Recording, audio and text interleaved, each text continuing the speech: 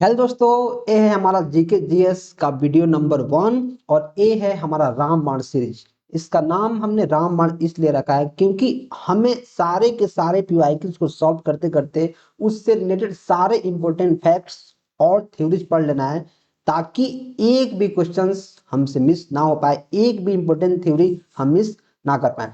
इस वीडियो में हम लोग मिक्स पीवाईक्यू को करने जा रहे हैं और 4 वीडियो पहले मिक्स पीवाईक्यू सीरीज आएगा, उसके बाद सब्जेक्ट वाइज हम लोग पीवाईक्यू करने वाले हैं। जितने भी 900 पीवाईक्यूज हैं उनसे रिलेटेड जितने फैक्ट्स हो सकते हैं, उनसे रिलेटेड जितने भी थ्योरी हो सकती हैं, उनके आसपास की जितने चीजें हो सकते हैं, एक एक चीज को हम लोग देख लेंगे ताकि हमारा सिलेबस जड़ से खत्म हो जाए और इस 40 लेक्चर में हमें जीके जीएस में महारत हासिल हो जाए।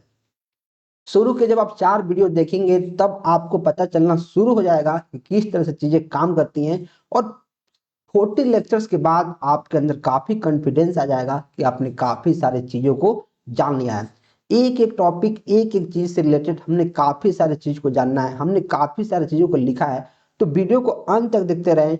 और दूसरा लेक्चर देखने से पहले, जैसे फर्स्ट लेक्चर है, इसके बाद जो दूसरा लेक्चर आएगा, तीसरा लेक्चर आएगा, तो एक लेक्चर देखने के बाद उसको 2 से 3 बार पीपीटी को रिवीजन करना है, तभी आपको नेक्स्ट क्लास देखना है, तभी जाके आपको ज्यादा फायदा देखने को मिलेगा।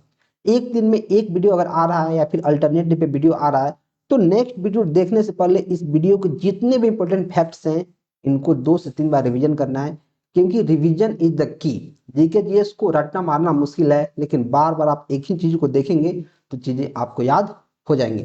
तो हमारा टीचिंग अप्रोच कैसे रहने वाला है इसको देखते हैं। जैसे मैंने पहले भी बताया हुआ है कि पहले जो एमसीक्यू है उसको देख रहे हैं, फिर उससे रिलेटेड हम कंसेप्ट देख रहे हैं, फिर उससे रिलेटेड हम थ्योरी देख रहे हैं, फिर उसका एग्जाम्पल देख रहे हैं, और फिर एग्जाम से रिलेटेड और जो इंपॉर्टेंट पॉइंट्स बन सकते हैं उसको देखने वाले हैं। राइट। तो अभी आप इस कोर्स को मात्र 247 में ले सकते हैं, या फिर जिन्होंने ले लिया है उनको तो वीडियो मिलना अब शुरू हो रहा है।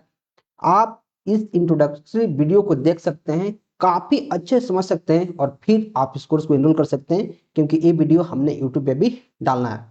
तो इसका लिंक डिस्क्रिप्शन में है, आप चेकआउट कर सकते हैं। पहले अपन अब क्वेश्चन को सॉल्व करना शुरू करते हैं और इससे रिलेटेड जितने कंसेप्ट हो सकते हैं उसको देखना शुरू करते हैं। शुरू के जो 4 वीडियो हैं पहले उसको देखो, एक एक चीज को रिवाइज करो, एक एक चीज को 2 से 3 बार देखो, और फिर 4 वीडियो के बाद ही आपको कॉन्फिडेंस बिल्ड होना शुरू हो जाएगा। आपको लगेगा कि हाँ, आप चीजें धीरे धीरे जान रहे हैं। तो पहला क्वेश्चन है, an isotropic source of two candela produces light flux equal to. इस क्वेश्चन को ऐसे सॉल्व करना मुश्किल है, लेकिन इससे रिलेटेड कुछ फैक्ट्स जानना हमें जरूरी है। डायरेक्ट इस क्वेश्चन को हम सॉल्व नहीं कर सकते हैं, क्योंकि हमने काफी दिनों से ये सारी चीजें छोड़ दी हैं। हम हैं टेक्निकल बैकग्राउंड के बच्चे, हमसे सॉल्व नहीं होगा। तो हमें कुछ चीजें पहले जाननी पड़ेगी। आइसोट्रॉपिक क्या होता है? आइसो, तो जैसे इसका नेम सजेस्ट करा, आइसो, आइसो मतलब एक बराबर, आइसो मतलब समान, ट्रॉपिक मतलब डायरेक्शन, मतलब समान डायरेक्शन में, एक बराबर, चारों डायरेक्शन में जितने भी डायरेक्शंस होते हैं उनमें एक बराबर अगर हम चीजों को विस्तृत कर रहे हैं, चीजों को भेज रहे हैं या कुछ भी कर रहे हैं, उनको बोलते हैं आइसो। आइसो मतलब एक बराबर, ट्रॉपिक मतलब direction. Source of two candela, candela क्या होता है? कैंडला होता है ल्यूमिनस इंटेंसिटी का यूनिट। तो डायरेक्ट क्वेश्चन ऐसे बन जाएगा कि कैंडला इज द ऐसा यूनिट ऑफ व्हाट। कैंडला क्या है? तो कैंडला है ल्यूमिनस इंटेंसिटी का unit. Produces a light flux. अब ल्यूमिनस फ्लक्स क्या होता है सर? तो देखो, सब मिला के बात इतना है कि अगर हमारे पास आइसोट्रॉपिक सोर्स दिया है जो 2 कैंडला प्रोड्यूस करता है ल्यूमिनस इंटेंसिटी, तो उसका लाइट फ्लक्स क्या होगा? तो पहले हमें कुछ टर्म जानते हैं। जैसे मैंने आपको बताया था कि जो ल्यूमिनस इंटेंसिटी है उसका यूनिट होता है कैंडला, मतलब सीटी। डायरेक्ट क्वेश्चन बन सकता है कि ल्यूमिनस इंटेंसिटी का यूनिट क्या होता है, डायरेक्ट क्वेश्चन बनेगा। ठीक है sir. It tells us how much light is emitted by a source in a particular direction.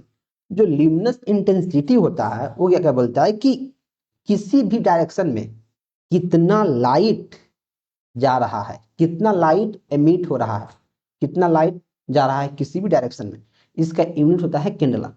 तो एक क्वेश्चन क्या बन गया कि ल्यूमिनस इंटेंसिटी का यूनिट क्या है और ल्यूमिनस इंटेंसिटी का डेफिनेशन क्या है। क्या डेफिनेशन कि कितनी लाइट किसी भी पर्टिकुलर डायरेक्शन में जा रही है किसी सोर्स के द्वारा।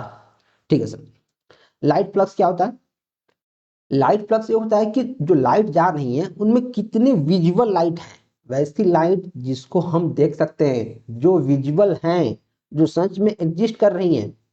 तो total amount of visual light emitted by a source in all direction, अगर सारे डायरेक्शन में कितनी लाइट हैं जो विजुअल हैं उनको बोलते हैं लाइट फ्लक्स। इसका जो यूनिट होता है वो होता है लुमेन। तो डायरेक्ट क्वेश्चन एक और बन सकता है, क्या बन सकता है कि जो लाइट फ्लक्स है इसका यूनिट क्या है? लुमेन। तो ऐसे हम चीजों को रिलेट करके पढ़ रहे हैं कि लुमेन क्या है, हम जान गए कि यूनिट है लाइट फ्लक्स का। कैंडला क्या है, हम जान गए कि ल्यूमिनस इंटेंसिटी का एक कैंडला है यूनिट। ठीक है सर। ल्यूमिनस इंटेंसिटी क्या है हम जान गए, आइसोट्रोपिक क्या है हम जान गए, राइट। अब देखो आइसोट्रोपिक क्या बताता है? A light source that emits equally in all directions. सारे डायरेक्शंस में अगर इक्वली इमिट कर रहा है किसी सोर्स से तो उसको बोलते हैं आइसोट्रोपिक, मतलब एक समान, एक बराबर। ठीक है। सॉलिड एंगल क्या है? Total solid angle around in a point, जैसे 4 पाई एस्टेरेडियन होता है, तो टोटल सॉलिड एंगल जो होता है वो होता है 4 पाई एस्टेरेडियन। इसको ध्यान रखना है, टोटल सॉलिड एंगल 4 पाई एस्टेरेडियन। तो इसको सॉल्व कैसे होगा इसको देखते हैं। तो पहले जो हमारे पास फॉर्मूला होता है ल्यूमिनस इंटेंसिटी का, जिसका यूनिट होता है कैंडला, इसका फॉर्मूला होता है लाइट फ्लक्स अपॉन 4 पाई। आप बोलेंगे सर ये मुझे कैसे पता? तो मैं बोलूंगा इसको तुरंत याद करना पड़ता है कि जो ल्यूमिनस इंटेंसिटी है उसका फॉर्मूला होता है लाइट फ्लक्स अपॉन 4 पाई। अब 4 पाई कहां से आया है ये मैं आपको बताऊंगा, अभी अभी समझो। तो जो लाइट फ्लक्स हमें निकालना है, लाइट फ्लक्स, देखो ए अपॉन में है तो लाइट फ्लक्स क्या हो जाएगा, इन दोनों का मल्टीप्लीकेशन, मतलब ल्यूमिनस इंटेंसिटी इंटू 4 पाई। अब 4 पाई कहां से आ रहा है मैं आपको बताऊंगा अभी। तो जो इंटेंसिटी हमारे पास दिया गया है, कितना दिया गया है? 2 कैंडला। ये पहले से क्वेश्चन में दिया है। जो ल्यूमिनस इंटेंसिटी है हमारे पास 2 कैंडला दिया गया है। 2 कैंडला है मतलब क्या दिया गया है? Luminous intensity. ठीक है। अब देखो मतलब 2 कैंडला दिया गया है और लाइट फ्लक्स क्या होता है? Luminous intensity into 4 pi. 2 candela into 4 pi is equal to 8 pi lumen. और जो ल्यूमिनस फ्लक्स है उसका यूनिट क्या होता है? लुमेन। ये मैंने आपको बताया था। तो आंसर क्या हो जाएगा? 8 पाई। आंसर क्या हो जाएगा? 8 पाई। अब कुछ इंपॉर्टेंट फैक्ट्स जानते हैं। तो जो कैंडला है हमने बताया था कि ल्यूमिनस इंटेंसिटी का यूनिट है, जो डायरेक्शनल क्वांटिटी है। ल्यूमेन क्या है? टोटल लाइट आउटपुट, जो लाइट फ्लक्स का यूनिट है। आइसोट्रोपिक सोर्स के लिए हमें हमेशा 4 पाई यूज करना पड़ता है। ये हमारा क्या है? फैक्ट, कि जो आइसोट्रोपिक सोर्स है उसके लिए 4 पाई हमें यूज करना पड़ेगा, राइट। और इसका फॉर्मूला अगर मैं आपको याद कराऊं तो क्या होगा? एक कैंडला बराबर होता है 4 पाई ल्यूमेन और आइसोट्रोपिक सोर्स। यही चीज हमें याद करना है। तो हमने एक क्वेश्चन से क्या जाना, अगर मैं इस क्वेश्चन में पीछे चलूं तो हमने एक क्वेश्चन से जाना आइसोट्रोपिक क्या होता है, कैंडला क्या होता है, ल्यूमेन किसका यूनिट है, लाइट फ्लक्स क्या होता है, इंटेंसिटी क्या होता है, आइसोट्रोपिक सोर्स क्या होता है, और साथ ही साथ जो इसके फॉर्मूलाज है उसको हमने जान लिया। तो अब देखो, जैसे एक क्वेश्चन हमने पढ़ लिया, अगर एग्जाम में ऐसा क्वेश्चन आए कि ल्यूमेन क्या होता है, किसका यूनिट है, कैंडला किसका यूनिट है, आइसोट्रोपिक सोर्स में हम 4 पाई यूज करते हैं, 2 पाई यूज करते हैं, 1 पाई यूज करते हैं, क्या यूज करते हैं, तो आप बता पाएंगे, राइट। ऐसे ही 28 क्वेश्चन हमने इस वीडियो में रखा है, जिससे रिलेटेड पूरा का पूरा कंटेंट पढ़ाने में 75 पेज का कंटेंट है। और ऐसे हमने वादा कर दिया है कि 40 लेक्चर्स आएगा मैथ्स भी मिला के। तो अगर मैं इसको करूं 40 इंटू 75 तो लगभग हो जाएगा 7 का 28, लगभग 2800 स्लाइड हो जाएगा। तो अगर आप रोज के रोज 75 जो स्लाइड्स हैं इनको 2 से 3 बार पढ़ लेते हो तब जाके चीजें आपके दिमाग में रहेंगी, वरना 2800 स्लाइड्स को पढ़ पाना आसान नहीं है, किसी के लिए भी, किसी के लिए भी आसान नहीं है। नेक्स्ट, ठीक है। The spray bottles used as window और हाउस होल्ड क्लीनर और परफ्यूम स्प्रेयर वर्क्स ऑन। बोला कि जो स्प्रे का बोतल होता है, जो विंडो का जो कांच होता है उसको साफ करने के लिए अपन स्प्रे करते हैं कॉलिन, या फिर और भी जो स्प्रेयर होते हैं, या फिर जो हाउस होल्ड क्लीन होता है, या फिर जो परफ्यूम होता है उसका जो स्प्रेयर होता है जिसमें से निकलता है परफ्यूम, वह किस प्रिंसिपल पे काम करता है? क्या वो कैपिलरी एक्शन पे काम करता है, क्या बर्नौली प्रिंसिपल पे काम करता है, क्या पास्कल लॉ पे काम करता है? तो देखो जो पास्कल लॉ है वो किस पे काम करता है, प्रेशर पे। जो पास्कल लॉ है प्रेशर पे काम करता है। जैसे हाइड्रोलिक पंप हो गया, हाइड्रोलिक पंप किस पे काम करता है, पास्कल्स लॉ पे। तो पास्कल्स लॉ तो नहीं होगा। जो पास्कल लॉ है इसके बारे में भी मैंने डिटेल में लिखा है, वही मैं आपको बताऊंगा। अभी समझो, जो कैपिलरी एक्शन है, कैपिलरी एक्शन ये हमारा काम करता है प्लांट में।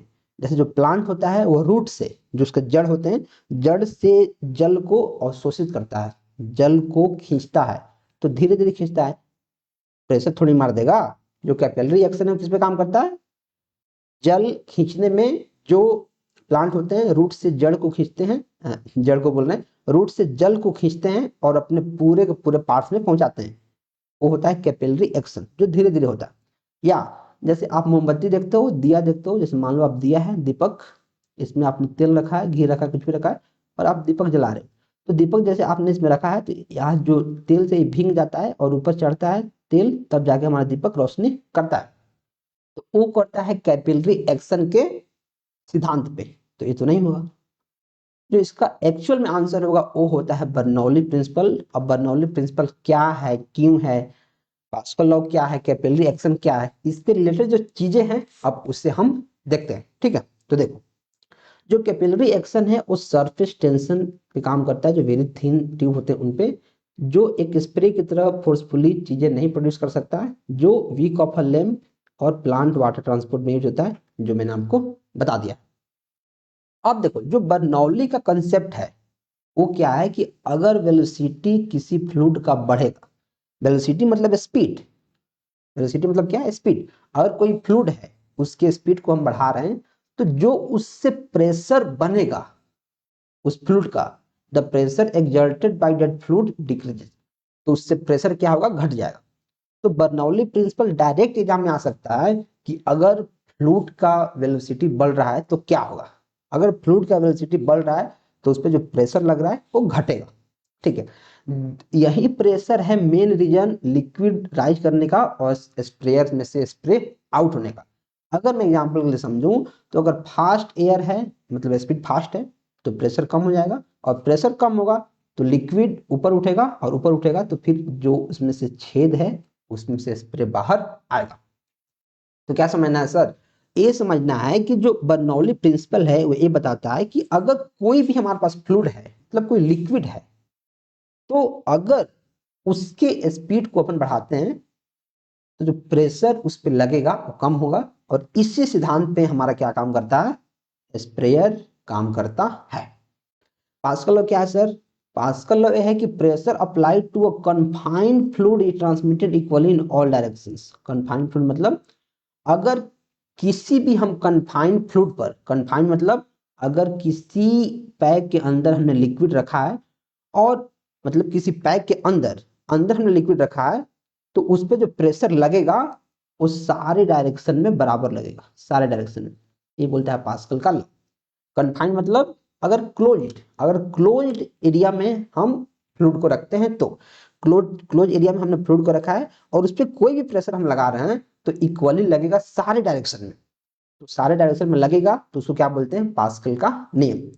जो हाइड्रोलिक पंप प्रेस में ब्रेक्स में यूज होता है, जैसे आप ट्रैक्टर का हाइड्रोलिक देखते होगे, जो उसका ट्रैक्टर का जो हाइड्रोलिक पंप होता है उसके हेल्प से हम मतलब हजारों टन के वेट को उठा देते हैं। ये सारा सारा पास्कल के नियम पे काम करता है। ये स्प्रेइंग एक्शन के लिए यूज नहीं होता है। अब देखो जो स्प्रे का बोतल हो या फिर परफ्यूम का स्प्रेयर हो या फिर एटोमाइजर हो, वो सारे के सारे बर्नौली प्रिंसिपल पे काम करते हैं। एग्जाम में अभी क्वेश्चन आया है स्प्रेयर, हो सकता है स्प्रे का बोतल आ जाए, हो सकता है एटोमाइजर आ जाए, तो क्या आंसर होगा, बर्नौली का प्रिंसिपल। अगर फास्ट एयर है तो लो प्रेशर, फास्ट एयर है तो लो प्रेशर, किसका प्रिंसिपल है, बर्नौली का। प्रेशर डिफरेंस मतलब लिक्विड राइज, अगर प्रेशर बढ़ रहा है घट रहा है तो उसी के डिफरेंस के चलते लिक्विड राइज होता है, और लिक्विड जैसे राइज हुआ तो जो स्प्रेयर होता है या फिर जो कॉलिन होता है उसमें क्या होता है, कुछ छिद्र बना होता है, उससे स्पीड में निकलता है। Right, next, the trade name of basic lead carbonate is, बोल रहा है कि जो लीड कार्बोनेट है, लीड कार्बोनेट उसका कमर्शियल नेम क्या है, ट्रेड नेम मतलब उसको इंडस्ट्री में या फिर मार्केट में उसको क्या बोलते हैं। क्या उसको व्हाइट लीड बोल देंगे, क्या उसको रेड लीड बोल देंगे, क्या उसको लिथार्ज बोल देंगे। तो देखो जो लीड कार्बोनेट होता है, लीड कार्बोनेट, उसको बोलते हैं व्हाइट लीड। अब व्हाइट लीड के बारे में काफी इंपोर्टेंट पॉइंट्स हमारे पास है। लीड मतलब पीबी, प्लम बम। कार्बोनेट मतलब कार्बन के साथ जब उसका रिएक्शन हम कराते हैं तो क्या बनता है, लीड कार्बोनेट। लीड का रिएक्शन अगर हम कार्बन के साथ कराएंगे, कार्बन बोल रहे हैं CO2 के साथ कराएंगे तो क्या होगा, लीड कार्बोनेट।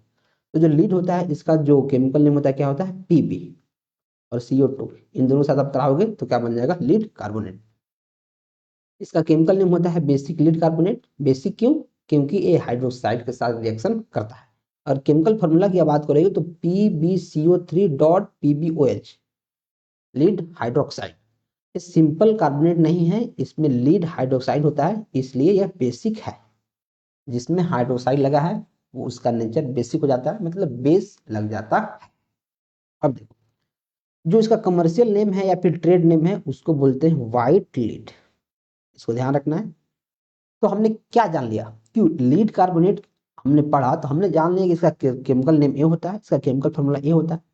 लीड कार्बोनेट का बेसिक नाम नहीं पूछ के पूछ देगा कि इसका केमिकल फॉर्मूला क्या है, तो पता रहना चाहिए।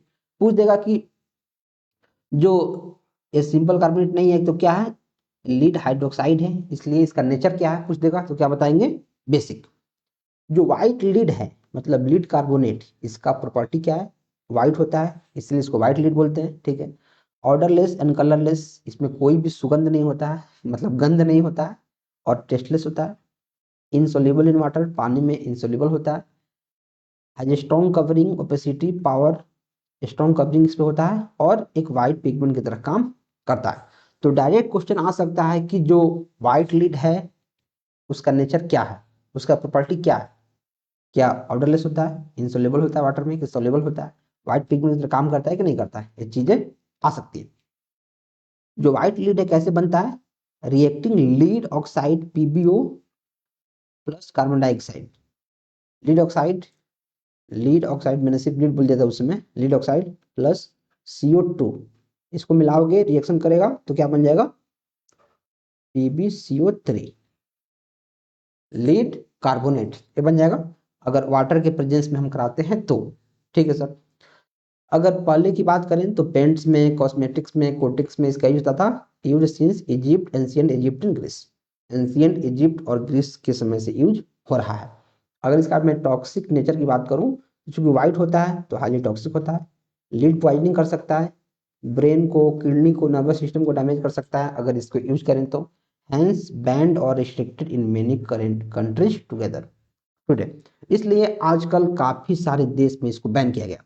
देखो चूंकि आपको पता है कि पेंट में होता है, पेंट में, पेंट, और जैसे देखो जो पेंटर्स होते हैं, अगर जो जिसमें थीनर डालते हैं, मतलब लोहा और लकड़ी का जो पेंट होता है, दीवार वाला पेंट नहीं, जो लोहा पे और लकड़ी पे पेंट करते हैं, उनमें इसका मात्रा होता है, इसलिए इसको ज्यादा देर करने पर जो पेंटर्स होते हैं उनको सांस लेने में दिक्कत होने लगती है, उनको अजीब अजीब हरकतें करने लगते हैं, उनका दिमाग ठीक से काम नहीं करता है, क्योंकि इसका जो इसमें जो लीड कार्बोनेट होता है और भी जो केमिकल्स होते हैं वो दिमाग में चढ़ जाते हैं, तो उनके दिमाग ठीक से काम करना बंद कर देता है, राइट।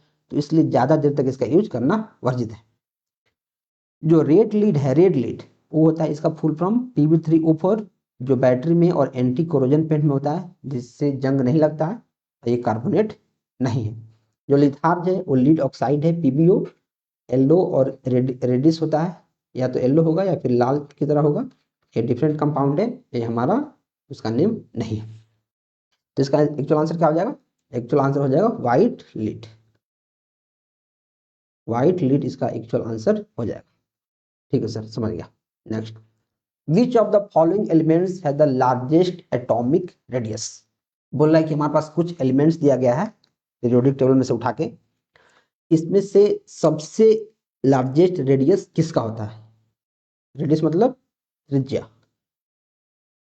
क्या लिथियम का होता है, बर्लियम का होता है, बोरोन का होता है।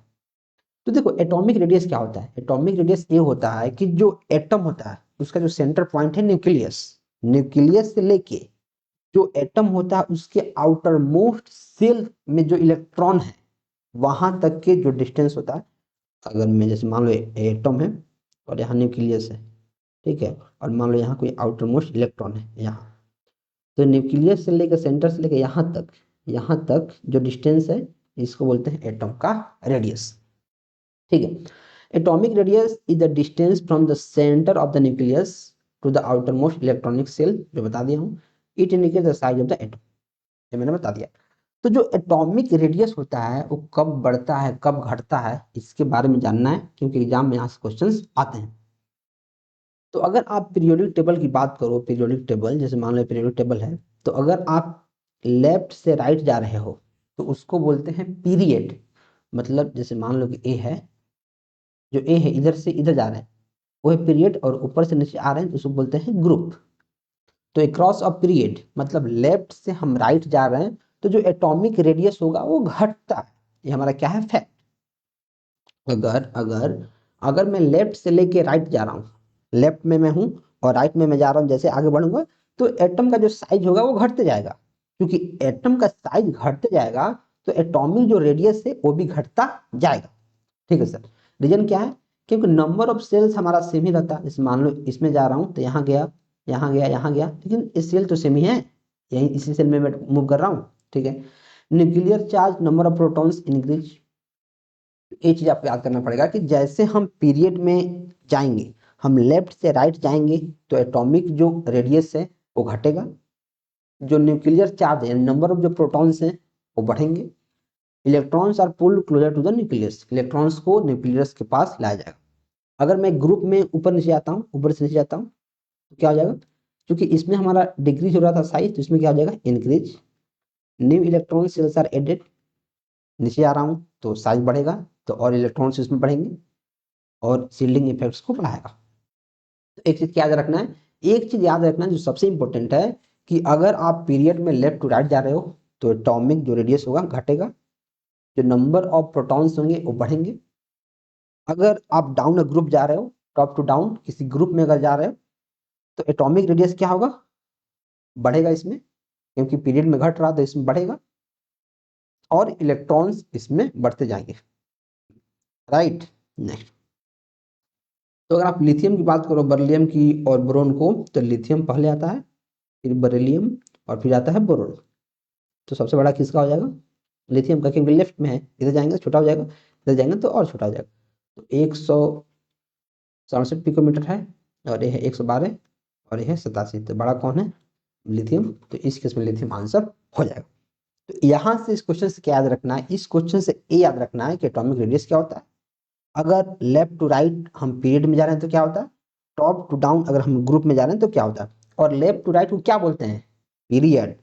टॉप टू डाउन को क्या बोलते हैं, ग्रुप। ये चीजें याद रखनी है। Next, all the elements are in period 2, लेकिन लिथियम का हाईएस्ट है। ठीक है sir. The phenomenon of photoperiodism in plants was discovered by, जो फोटो पीरियोडिज्म है, फोटो पीरियोडिज्म इन प्लांट्स 21 के द्वारा बनाया गया। तो फोटो मतलब क्या होता है, लाइट, और पीरियड मतलब क्या होता है, अवधि, मतलब प्रकाश अवधि। पौधों में जो प्रकाश अवधि की घटना की खोज किसने की थी, तो देखो जो इसकी घटना की खोज करता है वो हमारे हैं गार्नर एंड एलार्ड। तो सबसे पहले हमें ये जानना पड़ेगा कि फोटो जो पीरियोडिज्म है वो है क्या। तो देखो जो फोटो पीरियोडिज्म है एक ऐसा फिनोमिनन है, एक ऐसा घटना है जो ये बताता है कि दिन और रात की अवधि का क्या इम्पैक्ट पड़ता है फ्लावरिंग प्लांट पे। अगर कोई प्लांट है जो फ्लावरिंग प्लांट है, मतलब जिसमें फ्लावर होता है, उस पर अगर दिन लंबा हो रहा है या फिर दिन छोटा हो रहा है, रात लंबा हो रहा है रात छोटा हो रहा है, तो वो सारे के सारे जो फिनोमिनन हो रहे हैं, जो घटना हो रहे हैं, उनका फ्लावरिंग प्लांट पे क्या इफेक्ट पड़ेगा। अगर दिन लंबा होगा तो फ्लावर कैसा होगा, दिन छोटा होगा तो फ्लावर कैसा होगा, होगा कि नहीं होगा, कौन से फ्लावर्स होंगे। इस टाइप के जो कॉन्सेप्ट्स हैं वो फोटो पीरियोडिज्म से रिलेटेड होते हैं। तो बोले इसको देखो, the response of plants to the length of day and night is called photoperiodism, its mainly affect flowering plants. जो प्लांट होते हैं वो डे और नाइट के लेंथ पे कैसे रिस्पॉन्स करते हैं, कैसे अपना प्रतिक्रिया दिखाते हैं, उनको बोलते हैं फोटो पीरियोडिज्म, जो फ्लावरिंग प्लांट्स को मेनली इफेक्ट करता है। तो जो गार्नर एंड एलार्ड थे उन्होंने 1920 ईस्वी में इसकी खोज कर दी। उन्होंने दिखाया कि कैसे जो फ्लावरिंग प्लांट है वो डे के लेंथ पे निर्भर करता है। फोटो मतलब लाइट, पीरियड मतलब टाइम, जो मैंने आपको पहले बता दिया था। इसको शॉर्ट डे और लॉन्ग डे प्लांट्स में इन्होंने बांटा। तो डायरेक्ट क्वेश्चन आ सकता है कि शॉर्ट डे क्या मतलब है, या फिर ऐसा आ सकता है फोटो का क्या मतलब है भाई, फोटो, फोटो मतलब लाइट, पीरियड मतलब टाइम। डायरेक्ट क्वेश्चन बनेगा। तो देखो, जो स्टीवर्ड और सेल्सबरी थे इन्होंने प्लांट की ग्रोथ और फिजियोलॉजी में बताया था, ना कि फोटो पीरियोडिज्म में। जो थिनमैन और स्कूक थे इन्होंने प्लांट के हार्मोन के बारे में जानकारी दी थी, ऑक्सीजन के बारे में। तो इसको भी ध्यान रखना है कि प्लांट का जो हार्मोन था ऑक्सीजन, इसके बारे में किसने ज्ञान दिया, कौन दिया, थिमान एंड स्कूक। जो फोटो पीरियोडिज्म होता है इसके बारे में आपको बताया था। सॉल्ट डे प्लांट्स का क्या मतलब है कि फ्लावर, सॉल्ट डे मतलब flower when light is long. जब सॉल्ट डे होता है तो नाइट हमारा बड़ा होता है, जैसे सर्दियों के दिनों में दिन छोटा होता है, रात बड़े होते हैं। तो उस समय कौन कौन से प्लांट्स होते हैं, जैसे राइस हो गया, टोबैको हो गया। लॉन्ग डे मतलब गर्मियों के दिनों में जब डे लंबा होता है उस समय गेहूं का जो फल होता है, फूल होता है, वो होता है। अगर डे न्यूट्रल है मतलब ना ही दिन बड़ा है ना ही छोटा है, तो उस समय कौन प्लांट होता है, टोमेटो। टोमेटो ऐसा है कि दिन छोटा हो बड़ा हो उससे फर्क नहीं पड़ता है, ये अपना काम करेगा। साइलेंट वैली ऑफ केरला, तो इसका आंसर क्या हो जाएगा, मैंने आपको आंसर बता दिया है, ठीक है। Silent valley of Kerala is preserve. जो साइलेंट वैली ऑफ केरला है एक क्या है, एक नेशनल पार्क, एक नेशनल पार्क है जो केरला में स्थित है। तो डायरेक्ट क्वेश्चन ऐसे आ जाएगा, अभी तो यहां लिख दिया है कि silent valley of Kerala, question ऐसे आ जाएगा कि साइलेंट वैली नेशनल पार्क कहाँ स्थित है, कहाँ, तो क्या हो जाएगा, केरला। जो साइलेंट वैली नेशनल पार्क है वो कहाँ है, केरला में। साइलेंट वैली कहाँ है, केरला में, ठीक है सर। साइलेंट वैली कहाँ है, केरला में, समझ गए। तो अब बताओ, जो नेशनल पार्क है इसको हम प्रिजर्व क्यों कर रहे हैं, इसका संरक्षण करने का कारण क्या है, क्यों बचा रहे हैं भाई। तो किसी चीज को हम क्यों बचाते हैं, इसलिए बचाते हैं कि हमारे लिए वो बहुत जरूरी है, या फिर इसलिए बचाते हैं कि वहाँ के जो एनिमल्स हैं, जो प्लांट्स हैं, वो पर्यावरण के लिए बहुत जरूरी है, या फिर इसलिए बताते हैं कि जो वहाँ के एनिमल हैं, जो प्लांट्स हैं, वो काफी कम बचे हैं, काफी रेयर बचे हैं, उनको बचाना हमारा कर्तव्य है। अगर हम नहीं बचाएंगे तो जो प्लांट्स हैं और जो एनिमल्स हैं वो विलुप्त हो जाएंगे। जैसे काफी सारे जो जानवर हैं, जो प्लांट्स हैं, वो विलुप्त हो चुके हैं। अगर हम उन्हें अभी भी नहीं बचाएंगे, कुछ बचे हैं तो वो भी विलुप्त हो जाएंगे। हम क्यों बचा रहे हैं, क्योंकि उनमें बहुत rare species of plants and animals है। क्या सॉइल रिच इन मिनरल्स, नहीं। क्या जो एरिया है लैंड के लिए यूज होता है, नहीं। एरिया को हम लैंड के एग्रीकल्चर के लिए यूज क्यों नहीं करते हैं, क्योंकि एग्रीकल्चर से ज्यादा जरूरी है वो। अगर कोई वीरान जगह है, वीरान जगह, तो उसको हम एग्रीकल्चर लैंड बना सकते हैं, नहीं बना सकते हैं। तो ऐसी जगह पे हम क्या करते हैं, बिल्डिंग बनाते हैं, कोई अपने से पार्क बना देते हैं जहाँ लोग जाए टहले। अगर कोई हमारे पास नेशनल पार्क है तो उसको बचाना हमारा कर्तव्य है। इसलिए हम नहीं बचाएंगे कि वहां हम एग्रीकल्चर करेंगे, इसलिए नहीं बचाएंगे कि वहां खेती करेंगे, इसलिए बचाना है कि जो वहां के प्लांट्स और एनिमल्स हैं वो काफी रेयर है, उनको बचाना हमारा कर्तव्य है। तो देखो, जो इंपोर्टेंट नेशनल पार्क हैं और भी स्टेट्स के, उनके बारे में हम देखेंगे, ठीक है। साइलेंट वैली में क्या है, बायोडाइवर्सिटी का प्रोटेक्शन। जो साइलेंट वैली नेशनल पार्क है वो ट्रॉपिकल एवरग्रीन रेन फॉरेस्ट के अंदर आता है, वेस्टर्न घाट ऑफ केरला। इसको हम लोग बायोडाइवर्सिटी कन्वर्जेशन इसलिए करते हैं, इकोनॉमिक यूज के लिए नहीं करते हैं, ठीक है। इंपॉर्टेंट जो फॉनल, देखो एक होता है फ्लोरा, एक होता है फ्लोरा और एक होता है फौना। तो डायरेक्ट क्वेश्चन बनता है कि फ्लोरा मतलब क्या है, फौना मतलब क्या है। फ्लोरा, फ्लोरा मतलब प्लांट, और फौना मतलब एनिमल स्पीसीज। फ्लोरा मतलब प्लांट स्पीसीज, फौना मतलब एनिमल स्पीसीज। और ये क्वेश्चन डायरेक्ट आते हैं कि what do you mean by flora. Flora का क्या मतलब है, फ्लोरा मतलब plant. What do you mean by fauna, fauna मतलब एनिमल। इसको ध्यान रखना है। तो अब देखो, इसको बचाने का मेन कारण क्या है कि कुछ एनिमल स्पीसीज हैं जो साइलेंट वैली नेशनल पार्क है उसमें हैं, जो विलुप्त हो रहे हैं। कौन कौन है, lion tail macaque, largest population found here, endangered primate species है, इंडेंजर्ड है मतलब खतरे में। Nilgiri tahr, Nilgiri langur, Malabar giant squirrel, Indian penguin. These animals are rare, sensitive and habitat disturbance and need a strict protection. ये जितने भी एनिमल्स हैं इनका नाम एग्जाम्स में डायरेक्ट आ सकता है। किसका नाम कि बताओ कि साइलेंट वैली जो हमारे पास नेशनल पार्क है उसमें कौन कौन से एनिमल्स पाए जाते हैं, तो इन सबका नाम ध्यान रखना है। ऐसा पूछ देगा कि जो इंडियन पेंगोलिन है क्या वो साइलेंट वैली में पाया जाता है, बिल्कुल पाया जाता है। तो एक चीज हमने क्या सीखा इससे कि जो फ्लोरा होता है, फ्लोरा उसका मतलब होता है प्लांट स्पीसीज, जो फौना होता है उसका मतलब क्या होता है एनिमल स्पीसीज। ये चीज हमें ध्यान रखनी है।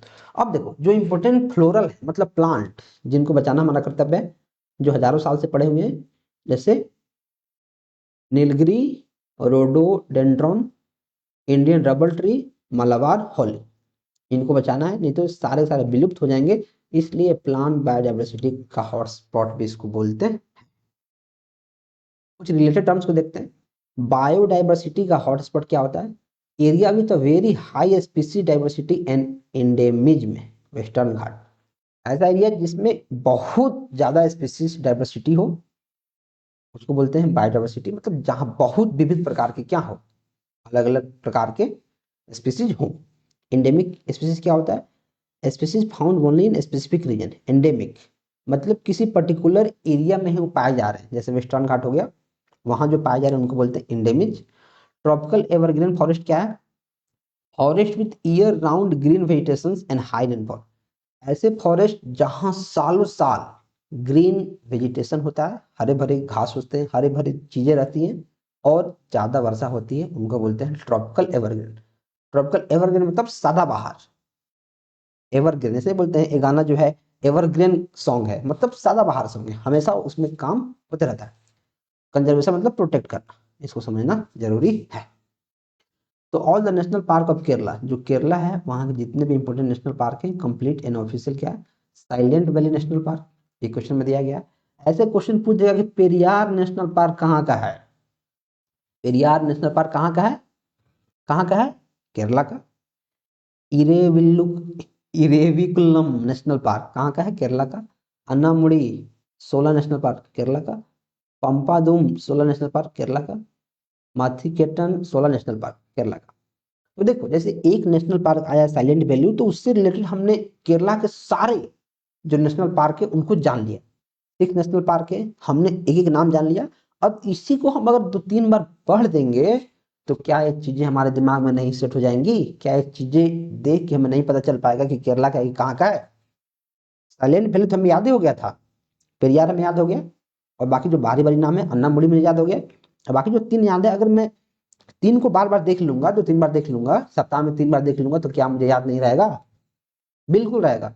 तो जीके जीएस याद करने का सिंपल तरीका है स्कैनिंग मेथड, चीजों को स्कैन करते जाना है, देखते जाना है, मल्टीपल टाइम्स हम देखेंगे तो चीजें हमें रटा जाएंगे। During normal respiration in a mammal the diaphragm is, अगर हम नॉर्मल रिस्पायरेशन किसी में मैमल में होता है तो डायफ्रेगम की स्थिति क्या है। तो पहले हम जानेंगे रेस्पिरेशन क्या है, फिर जानेंगे मैमल क्या है, और फिर जानेंगे डायफ्रेगम क्या है। रेस्पिरेशन क्या है सर, रिस्पायरेशन है ब्रीदिंग, जब हम सांस लेते और छोड़ते हैं तो हम रिस्पायर करते हैं, तो क्या होता है रेस्पिरेशन। मैमल क्या होता है, मैमल मतलब होता है स्तनधारी जीव, मतलब ऐसे जीव जो अपने बच्चे को जन्म देते हैं, जन्म और उनको दूध पिलाते हैं, जैसे गाय, भैंस, जैसे इंसान भी मैमल ही है जो अपने बच्चों को जन्म देता है और दूध पिलाता है, उसको क्या बोलते हैं मैमल। जो मैमल होता है इनमें होता है memory gland, memory gland spelling से लिख देता हूँ, हाँ। इसमें क्या होता है, मिल्क का प्रोडक्शन होता है। तो डायरेक्ट क्वेश्चन बनेगा कि जो मिल्क प्रोडक्शन होता है मैमल्स में वो कहाँ होता है, किसके हेल्प से, मेमोरी ग्लैंड के हेल्प से। डायफ्रेगम क्या है, डायफ्रेगम में एक मसल्स है जो हमारा चेस्ट कैविटी, जैसे यहाँ चेस्ट है ह्यूमन का, तो चेस्ट कैविटी और जो उसके एब्डोमिनल कैविटी होता है मतलब पेट, पेट और चेस्ट के बीच में हमारा डायफ्रेगम एक मसल्स है, एक मांसपेशी है, जिसका जो अगर ऐसे में स्ट्रक्चर की बात करूं तो ऐसे होता है, ऐसे मतलब उल्टा कटोरा, जैसे कटोरा ये है, एक कटोरा है, तो कटोरा को पलट दोगे तो उल्टा हो जाएगा, ये हो जाता है डोम, डोम लाइक स्ट्रक्चर, इसको क्या बोलते हैं, डोम लाइक स्ट्रक्चर। डायफ्रेगम क्या है, एक मसल्स है। तो बोला कि अगर ह्यूमन रेस्पायर कर रहा है, मतलब मैमल रेस्पायर कर रहा है, तो डायफ्रेगम क्या हो जाता है? अगर रेस्पायर नहीं कर रहा है तो रहता है डोम शेप, अगर रेस्पायर कर रहा है तो हो जाता है फ्लैट, अगर क्या करता है रेस्पायर के बाद एक्सपायर करता है, मतलब एक बार सांस लेना सांस छोड़ना, तो उस समय होता है आर्क, सांस छोड़ा तो आर्क जाता है, सांस लेता है तो क्या होता है फ्लैटेंड। तो एक एक चीज को समझते हैं। जो नॉर्मल रेस्पिरेशन है मैमल्स में, वो मेनली होता है इनहेलेशन की वजह से, जब हम सांस लेते हैं, क्योंकि एक्टिव फेज है ब्रीथिंग का। जो डायफ्रेगम होता है डोम स्ट्रक्चर मसल्स होता है, मैंने आपको पहले बताया था। डोम स्ट्रक्चर मतलब इस तरह कटोरा को पलट दो तो डोम स्ट्रक्चर बन जाएगा। जो थोरोइक कैविटी मतलब चेस्ट कैविटी और एब्डोमिनल मतलब पेट के जो कैविटी है, पेट की जो चीजें हैं उनसे अलग करता है। अच्छा, जब हम इनहेल करते हैं, जो डायफ्रेगम होता है वो कंट्रैक्ट करता है, सिकुड़ता है और फ्लैट बन जाता है। ये सिकुड़ के कैसा बन जाएगा? फ्लैट, सीधा। और this increases the volume of chest cavity creating a vacuum which draws air into the lung, जिसके हेल्प से एयर लंग्स में जाता है। अगर मैं एक्सहेल करता हूँ तो डायफ्रेगम रिलैक्स होता है, मतलब जैसे मैं बताता एक्सपायर करता हूँ, सांस छोड़ता हूँ और फिर से अपने आर्क पोजीशन या फिर डोम शेप में आ जाता है, जिसको आर्क भी बोलते हैं। ठीक, since normal respiration refer to inhalation, the diaphragm is flattened. Answer क्या होता है हमारा? फ्लैटेंड हो जाएगा। कुछ रिलेटेड टर्म्स है, हमको जानना है। जो इनहेलेशन है वो क्या है? इंस्पायरेशन मतलब एक्टिव फेज, एक्सहेलेशन मतलब सांस छोड़ रहे हैं, एक्सपायरेशन मतलब पैसिव फेज। डायफ्रेगम का कंट्रैक्शन मतलब फ्लैटेंड, डायफ्रेगम नॉर्मल में आ रहा है मतलब आर्क्ड या फिर डोम शेप्ड, इसी को बोलते हैं। Negative pressure helps air inter lung, जब नेगेटिव प्रेशर होता है तो जो हवा होती है वो लंग्स में इंटर कर जाती है। तो यहाँ कुछ एनिमल का ग्रुप है और उनके डायफ्रेगम का टाइप है। जो मैमल्स होता है मस्कुलर डायफ्रेगम होता है, बर्ड्स में सेप्टम इनकम्प्लीट होता है, रेप्टाइल्स में या तो एब्सेंट होता है या फिर सूडो सूडो होता है। सूडो मतलब फॉल्स, मतलब गलती नहीं, नकली, फॉल्स जैसे क्रोकोडाइल में होता है। एम्फीबियंस में डायफ्रेगम नहीं होता है और फिशेज में डायफ्रेगम नहीं होता है। ये चीजें ध्यान रखनी है। The most important cell type associated with the immunity of the body is, बहुत इंपॉर्टेंट है, बहुत इंपॉर्टेंट। इम्यूनिटी क्या होता है? इम्यूनिटी होता है रोग प्रतिरोधी क्षमता। आप देखते होंगे, आपका कोई दोस्त होगा, आपके फैमिली मेंबर्स कोई होंगे जिनको बहुत जल्दी सर्दी जुकाम लगते रहती है, या फिर बुखार लग गया, सर्दी लग गया, मौसम चेंज हुआ तो सर्दी लग गया, कहीं नहर में नहा लिए, कहीं पोखरा में नहा लिए, कहीं तालाब में नहा लिए, तो फिर उनका तबीयत खराब होना तय है। तो उनका जो इम्यूनिटी है, इम्यूनिटी मतलब रोग प्रतिरोधी क्षमता, वो जीरो है, खत्म हो जा रहा है। किसी भी कीटाणु से, विषाणु से, किसी भी वायरस से लड़ने की क्षमता उनके बॉडी में बहुत कम है, इसलिए वो ओकेजनली उनको बीमारी होते रहती है। तो बोला जो इम्यूनिटी है, इम्यूनिटी उसके लिए सबसे इंपॉर्टेंट सेल टाइप क्या है? क्या प्लेटलेट्स है, क्या लिम्फोसाइट्स है, क्या आरबीसी है? जो आरबीसी है उसका फुल फॉर्म क्या होता है? Red blood cell. ये इसके लिए नहीं है। जो इम्यूनिटी है उसके लिए होता है व्हाइट ब्लड सेल, डब्ल्यूबीसी। तो व्हाइट ब्लड सेल तो आंसर में नहीं है, लेकिन जब व्हाइट ब्लड सेल आंसर में नहीं है तो जो डब्ल्यूबीसी है इसी का टाइप है लिम्फोसाइट। तो लिम्फोसाइट तो आंसर में है, आंसर में जाएगा। अब लिम्फोसाइट क्या है, ये किसका टाइप है? जो डब्ल्यूबीसी है इनके कितने टाइप्स हैं, हर एक टाइप का क्या काम है, प्लेटलेट क्या है, आरबीसी क्या है, एक एक चीज के बारे में पढ़ते हैं। और जितना गाइड में लिखा हूं रट्टा मार लो इसको। रट्टा मारने का क्या मतलब है? कि उसको दो चार बार पांच बार पढ़ लो, चीजें याद हो जाएंगी। तो इम्यूनिटी क्या है? कि जो बाहर से बाहरी वायरस बैक्टीरिया सब आती हैं और बॉडी में प्रवेश करती हैं, तो अगर हमारा इम्यूनिटी तगड़ा नहीं है तो ये लोग हमारे बॉडी पे हावी हो जाएंगे और हमारे बैंड बजा देंगे। हमें अपने इम्यून सिस्टम को इतना तगड़ा रखना है कि कोई भी बैक्टीरिया आए, वायरस आए, तो हमारा इम्यून सिस्टम इतना स्ट्रांग है कि उनको उठा के पटक दे उसी में। This defence is mainly carried out by specialised white blood cell. ठीक है, मैंने आपको बताया था डब्ल्यूबीसी की हेल्प से होता है। जो मोस्ट इंपोर्टेंट होता है वो होता है लिम्फोसाइट, जो डब्ल्यूबीसी का एक टाइप है जो इन्फेक्शंस को फाइट करने में हेल्प करता है। अब देखो मैं कुछ एक चीज बताता हूँ। पहले आरबीसी के बारे में पढ़ते हैं, प्लेटलेट्स के बारे में, और फिर लिम्फोसाइट के बारे में पढ़ेंगे। तो वहां मैं आपको एचआईवी से रिलेटेड कुछ चीज बताऊंगा जो बहुत इंपॉर्टेंट है। जो रेड ब्लड सेल है उसको बोलते हैं इरिथ्रोसाइट। डायरेक्ट एग्जाम में क्वेश्चन बन जाएगा एग्जाम में कि आरबीसी का जो साइंटिफिक नेम है क्या है, डायरेक्ट क्वेश्चन बनेगा। जो रेड ब्लड सेल है उसका नाम साइंटिफिक क्या है, साइंटिफिक नाम क्या है एरिथ्रोसाइट। इसका काम क्या है सर, जो ऑक्सीजन को ट्रांसपोर्ट करता है और कार्बन डाइऑक्साइड को ट्रांसपोर्ट करता है थ्रू आउट द बॉडी, जहां जरूरत होती है वहां। इसका शेप होता है बाइकनकेव डिस्क, कलर होता है रेड, क्यों, हेमोग्लोबिन के कारण। तो एक नंबर का क्वेश्चन ऐसे बनेगा कि जो ब्लड होता है वो लाल होता है, क्यों होता है लाल, क्यों होता है, हेमोग्लोबिन के चलते। हेमोग्लोबिन के चलते जो ब्लड होता है वो रेड होता है। अगर मैं न्यूक्लियस की बात करूं तो जो मैमल्स हैं स्तनधारी जीव उनमें नहीं होता है, उनके आरबीसी में न्यूक्लियस नहीं होता है, बाकी नॉन मैमल्स में न्यूक्लियस होता है। अगर मैं काउंट की बात करूं कितने होने चाहिए नॉर्मल में, तो मेल में होना चाहिए 5 मिलियन पर mm³ और फीमेल में अप्रॉक्स 4.5 मिलियन पर mm³। अच्छा, इसका जो लाइफ स्पेन होता है कितना दिन तक जिंदा रह सकता है, 120 दिन। जो रेड बोन मैरो के अंदर बनता है, स्प्लीन मतलब पलीहा, प्लीहा एक बॉडी पार्ट है, वहां डिस्ट्रॉय होता है। और जो मेन प्रोटीन होता है हेमोग्लोबिन, जो मैंने पहले बता दिया, डिफिशियंसी होता है कॉजेज एनीमिया। तो अगर आरबीसी कम हो जाएगा बॉडी में तो कौन सा रोग हो जाएगा, एनीमिया। मेन प्रोटीन क्या है, हेमोग्लोबिन। कहाँ बनता है, रेड बोन मैरो में। लाइफ स्पेन क्या होता है, 120 दिन। ये सारी की सारी चीजें आपको स्कैन करनी है, चीजें याद करनी है।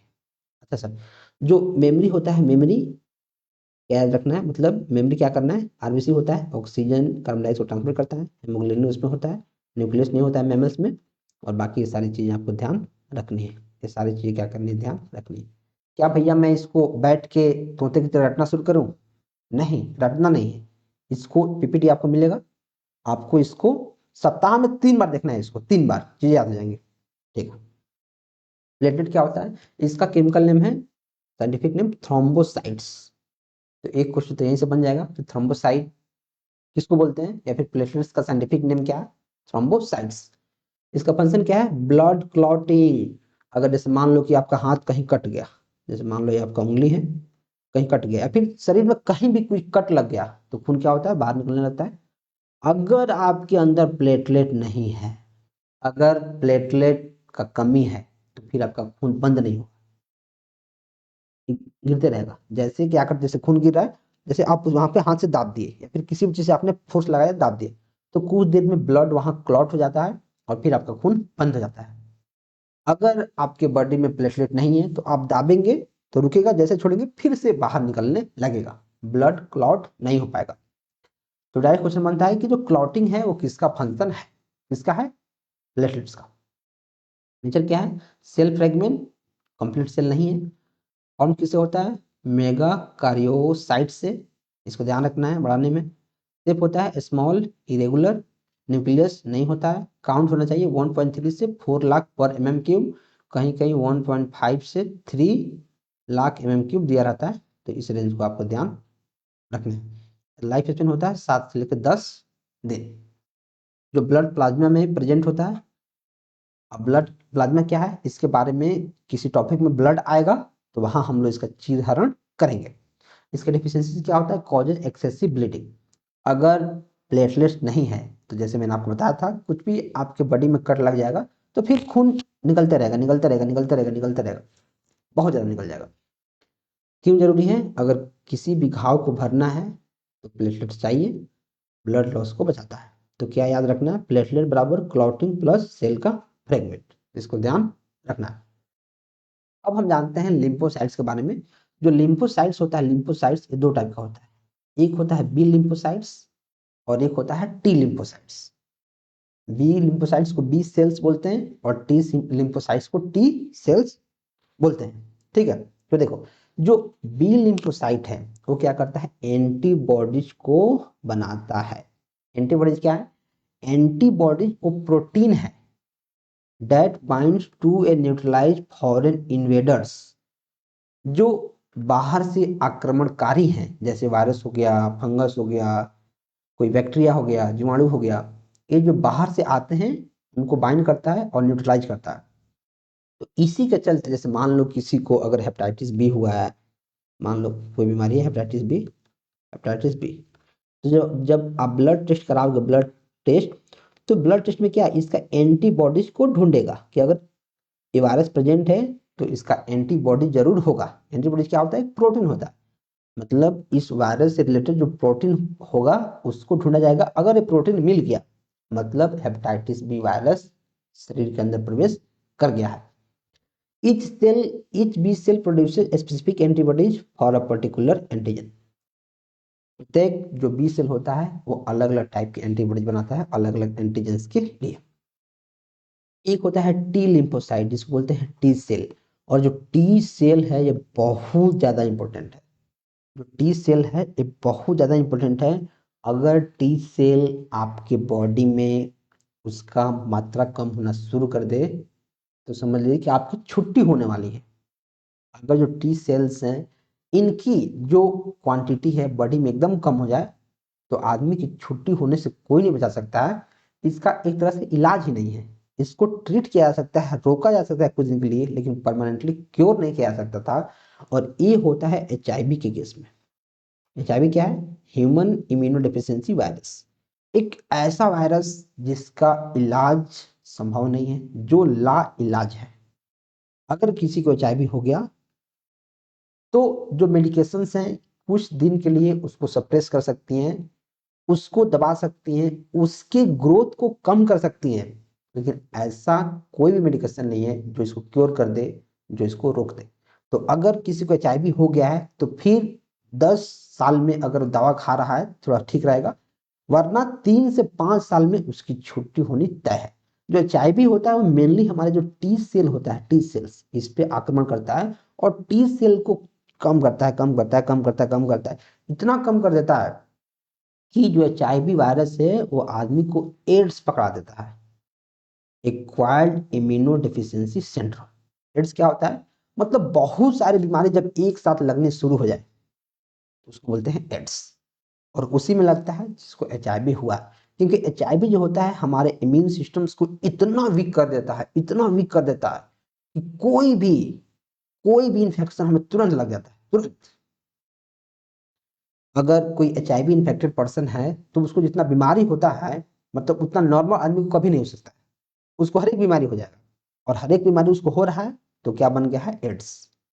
उसका इम्यून सिस्टम इतना सप्रेस्ड हो गया है, इतना खत्म बाजार हो गया है, इतना कमजोर हो गया है कि बीमारी उसको पटक दी है। Responsible for cell medicated immunity, ठीक है। Kill infected cells and cells are not ignite in the cell. दो टाइप का होता है, हाइपर टी सेल और साइटोटॉक्सिक टी सेल। आप चाहें तो इसको पढ़ सकते हैं। बस इतना याद रखना है कि जो लिम्फोसाइट है वो दो टाइप का होता है, बी लिम्फोसाइट, बी सेल्स और टी सेल्स। जो टी सेल्स होता है वो इम्यूनिटी के लिए काफी जरूरी है।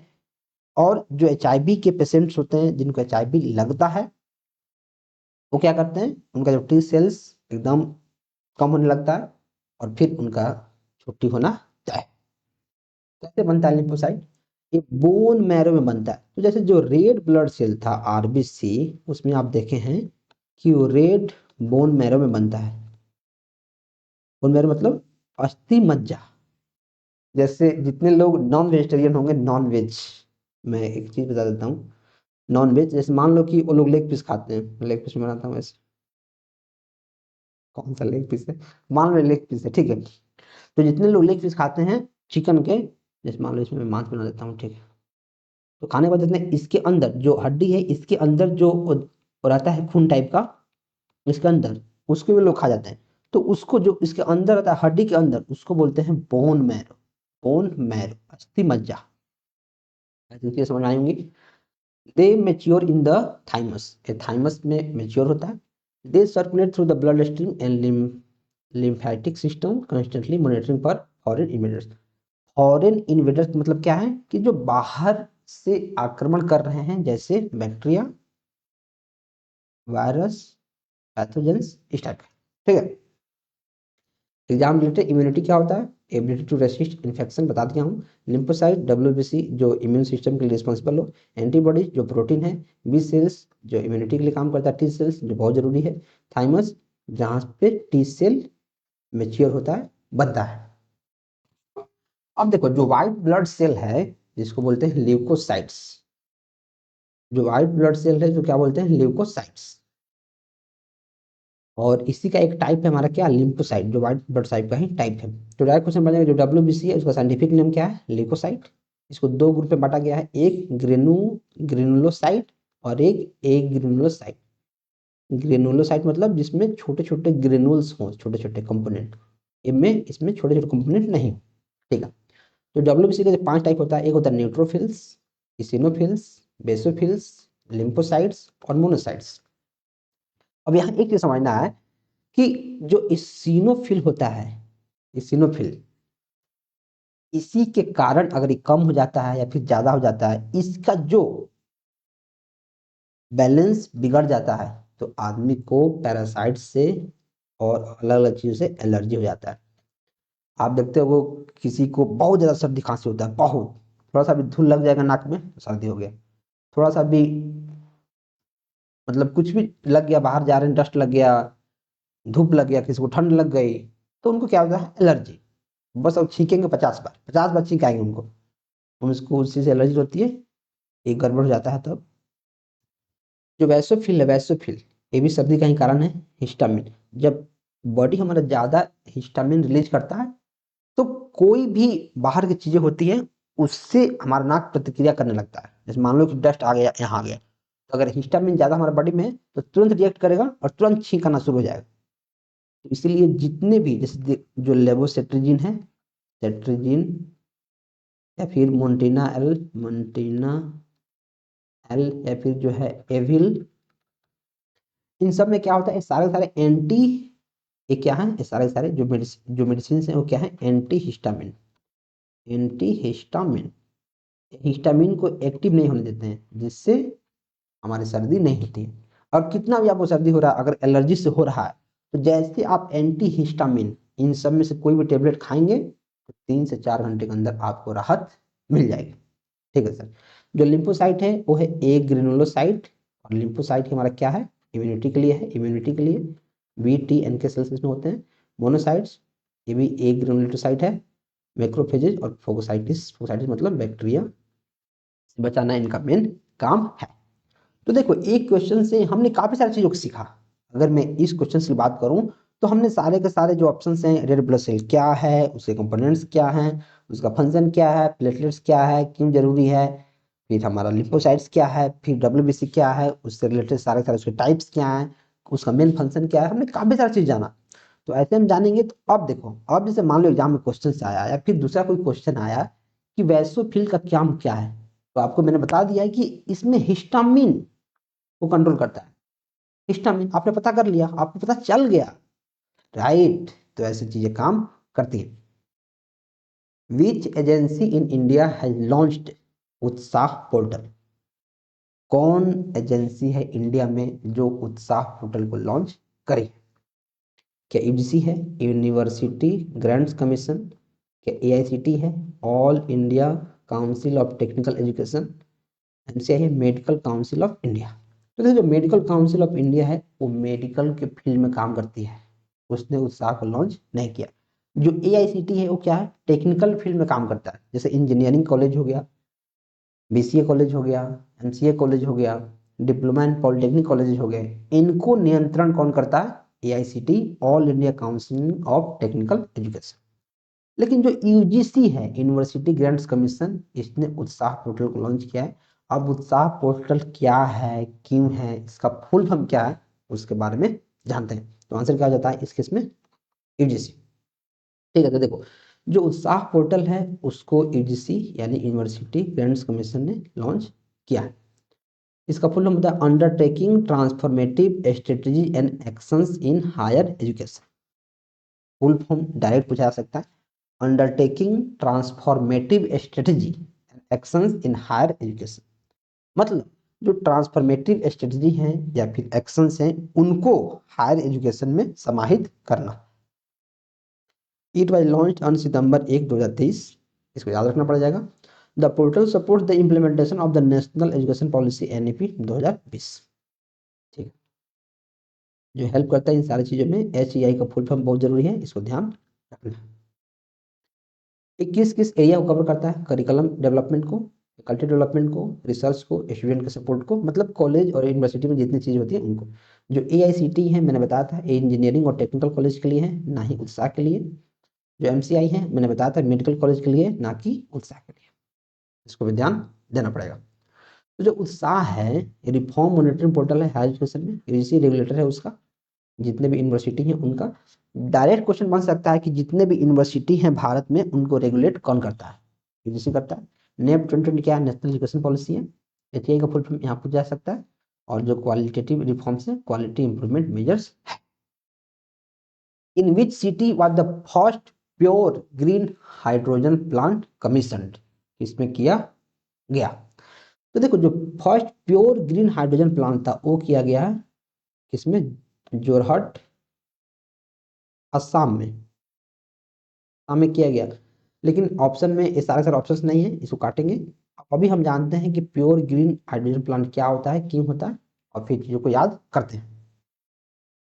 जो प्योर ग्रीन हाइड्रोजन प्लांट है वो हाइड्रोजन को प्रोड्यूस करता है रिन्यूएबल सोर्स ऑफ एनर्जी के हेल्प से, सोलर पावर, इलेक्ट्रोलाइसिस के द्वारा, जिसमें जीरो कार्बन एमिशन होता है, मतलब ज्यादा कार्बन एमिट नहीं करता। ज्यादा क्या? जीरो, मतलब करता ही नहीं है।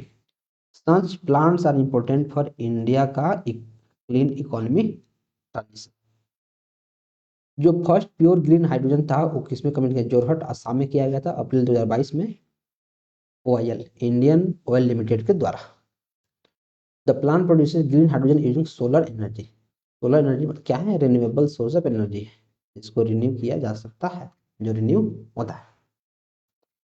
तो आप इसको ध्यान से पढ़ सकते हैं। जो एग्जिस्टिंग अभी जो है 500 किलोवाट का सोलर प्लांट करता है, हाइड्रोजन प्रोड्यूस होता है 100 किलोवाट एनियन एक्सचेंज में मेम्ब्रेन इलेक्ट्रोलाइसिस एनर्जी के द्वारा। फिर इसको आप चाहें तो इसको पढ़ सकते हैं।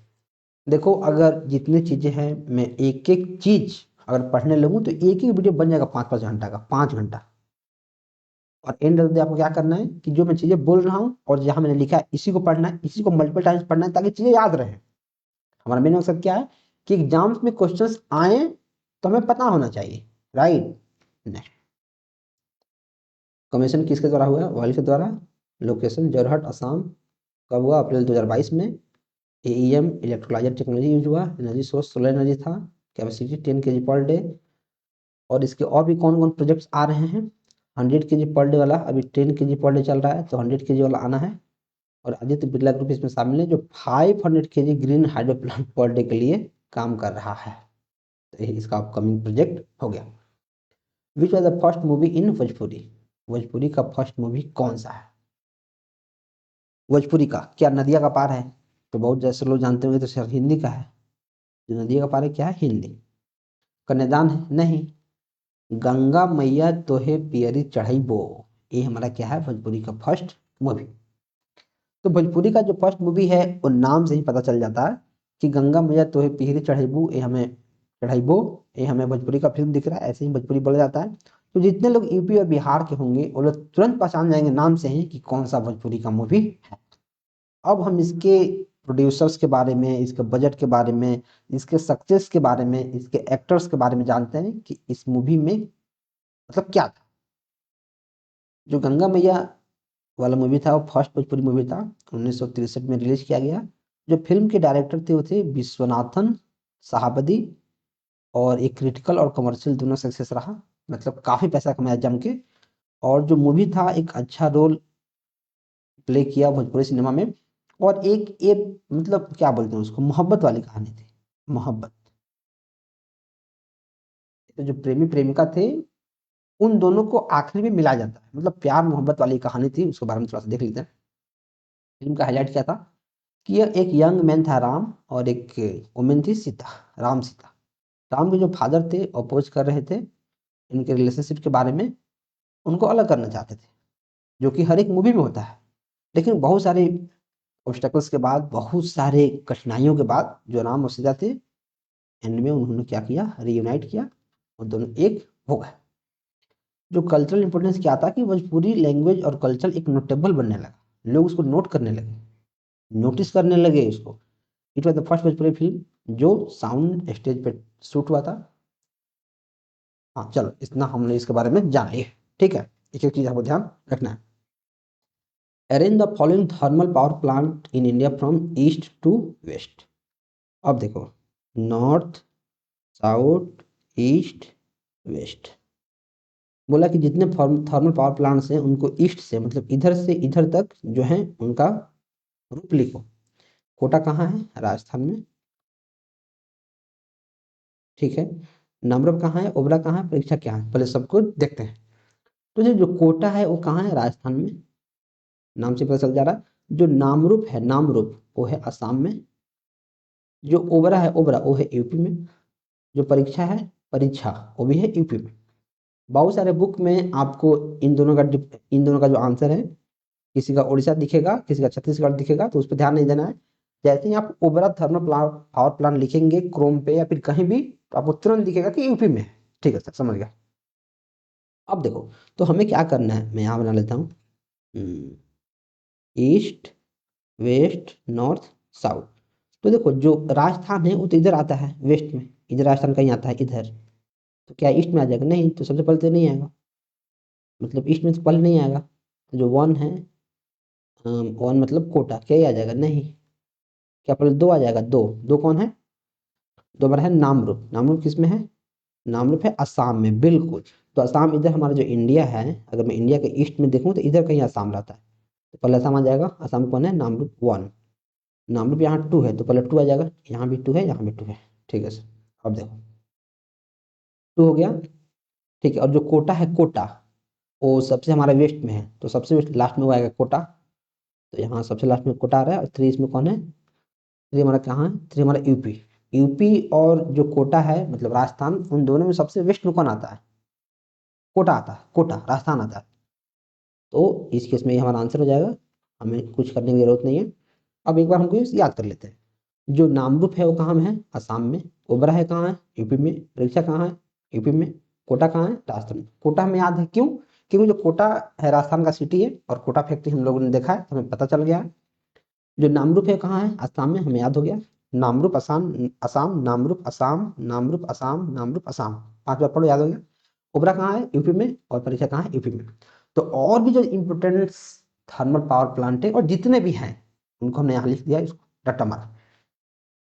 असम में क्या है? नामरूप, हमें याद हो गया।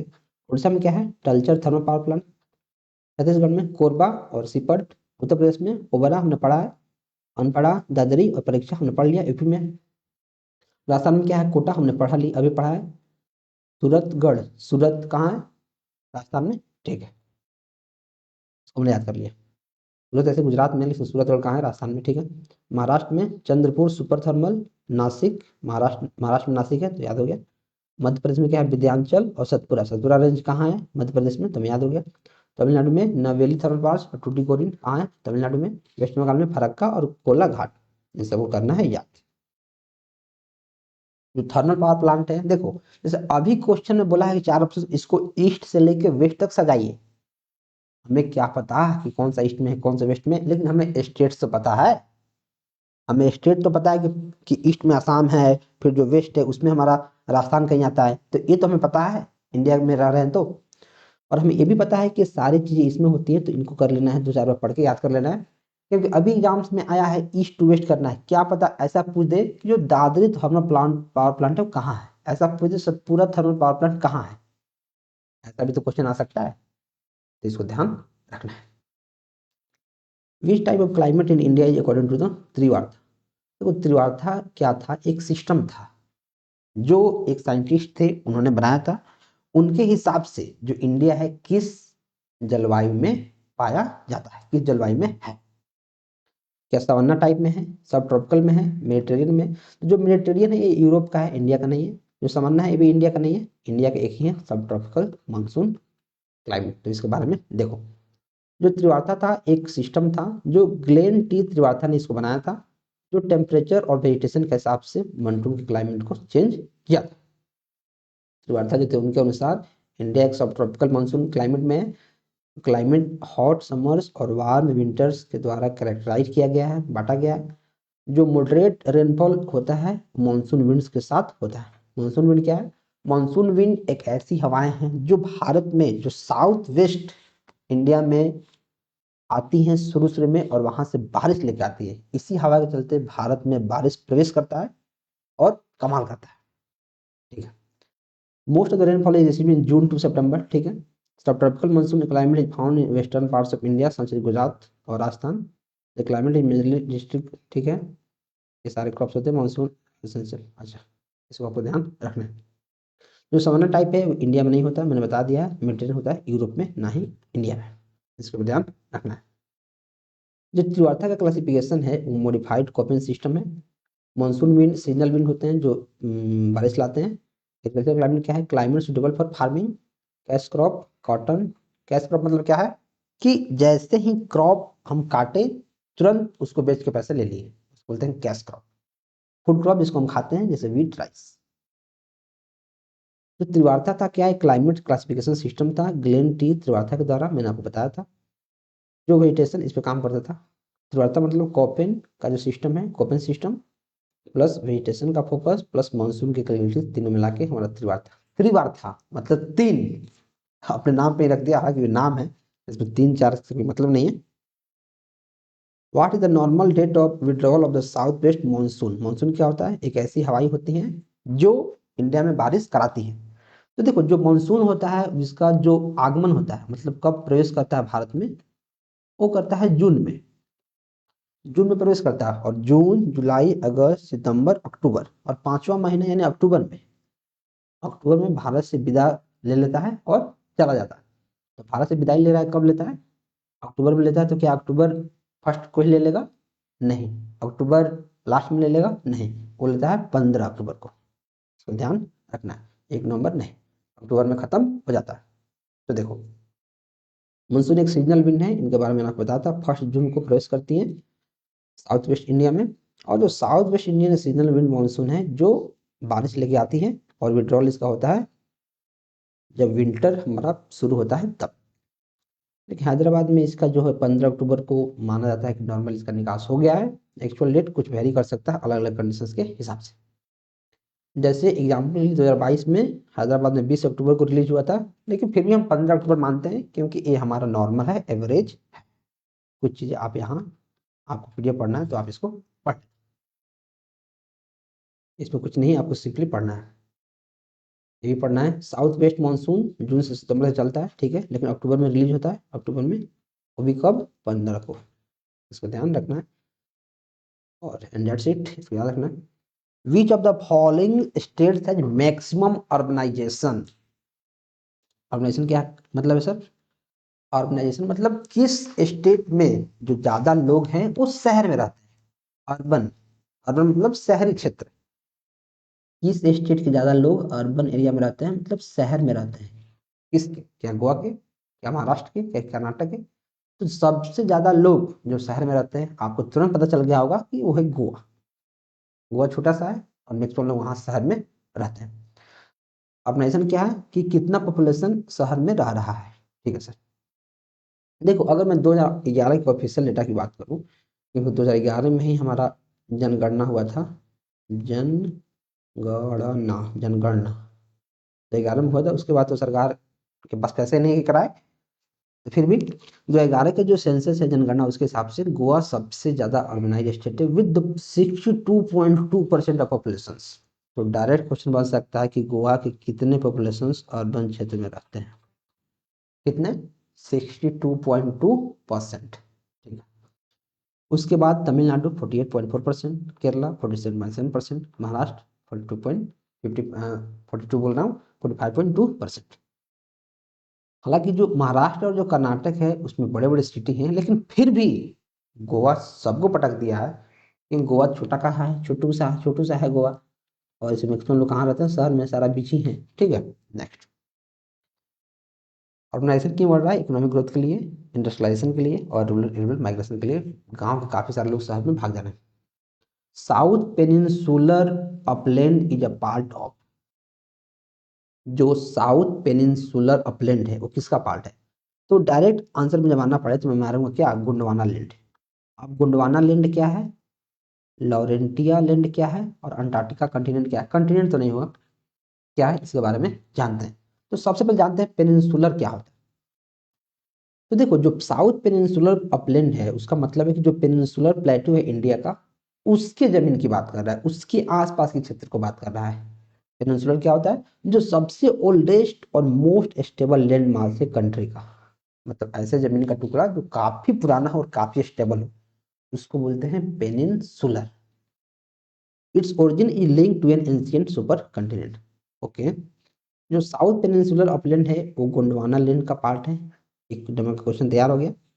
डायरेक्ट क्वेश्चन बनता है कि जो साउथ पेनिनसुलर लैंड है वो किसका पार्ट है? गोंडवाना लैंड का।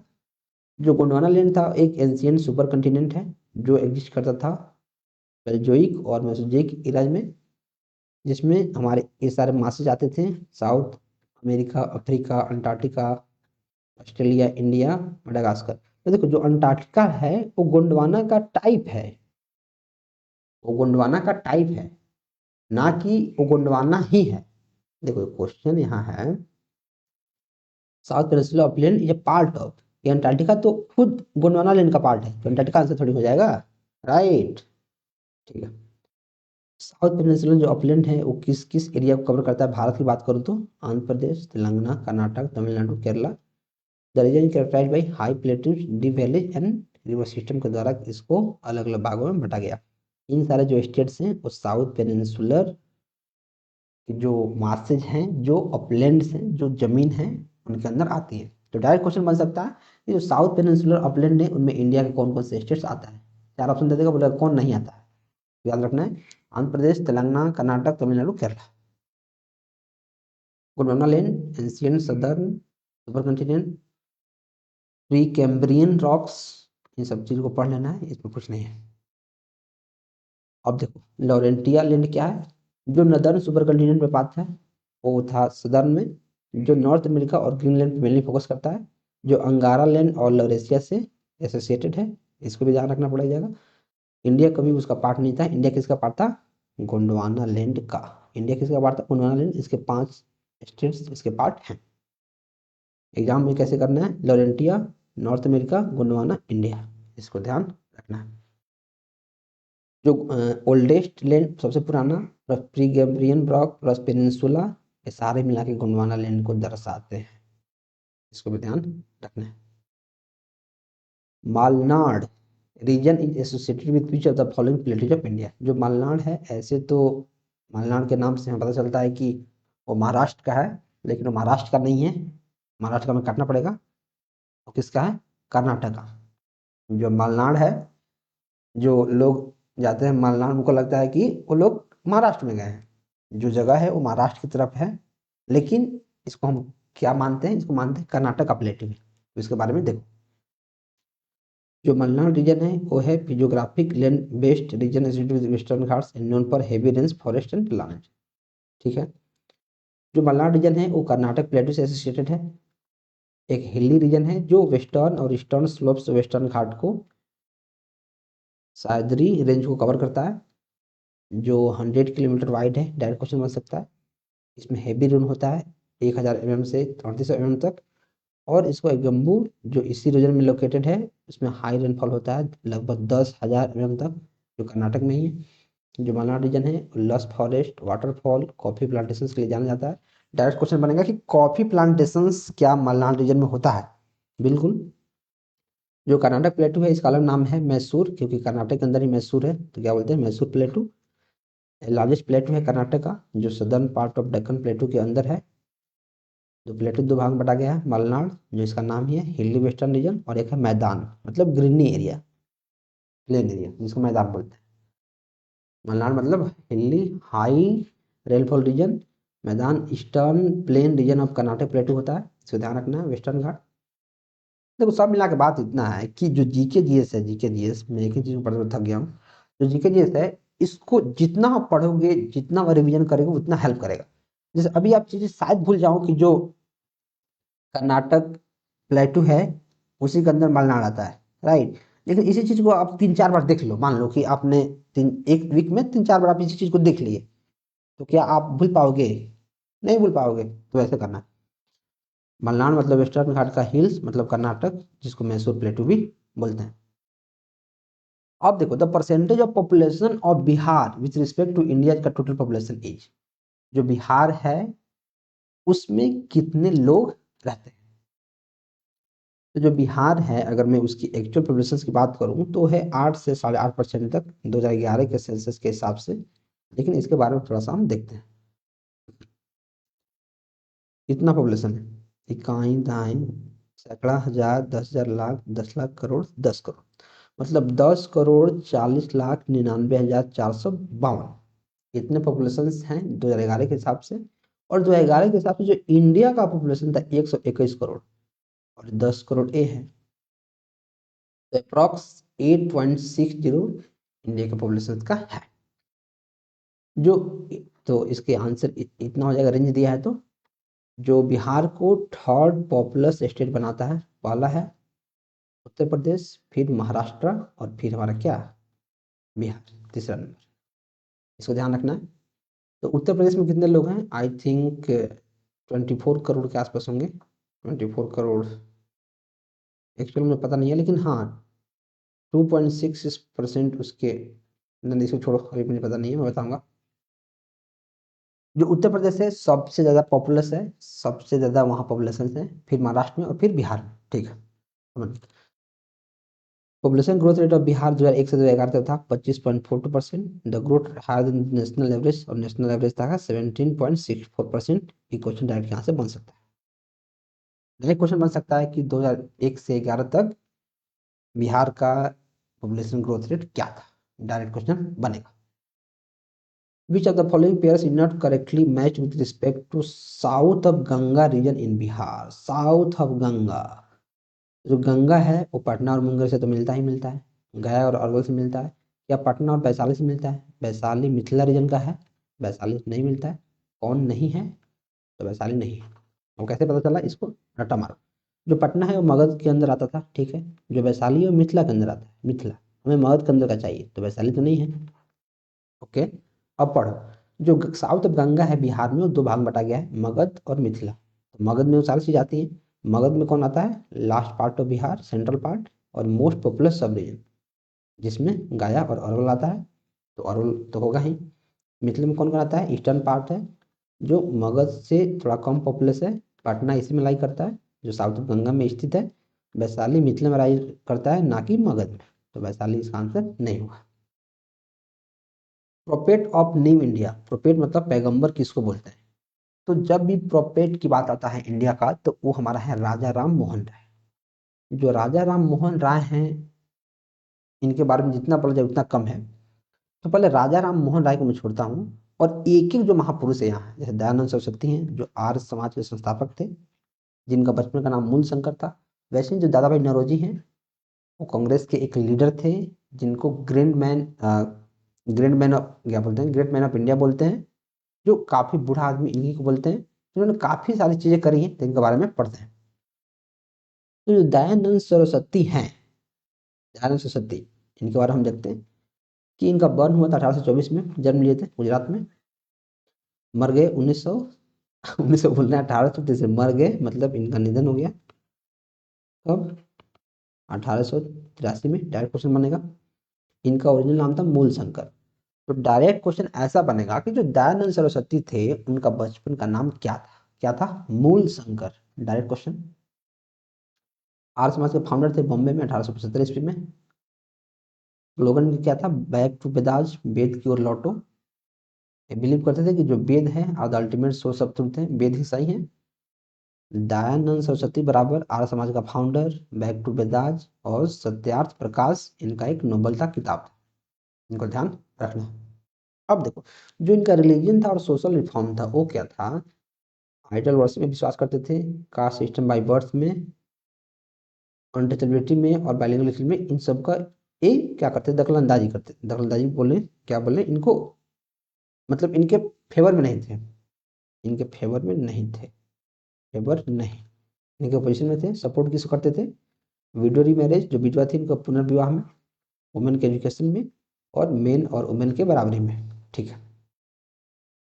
सत्यार्थ प्रकाश इनका फेमस बुक था जो मैंने बताया था, ऋग्वेदी भाष्य भूमिका।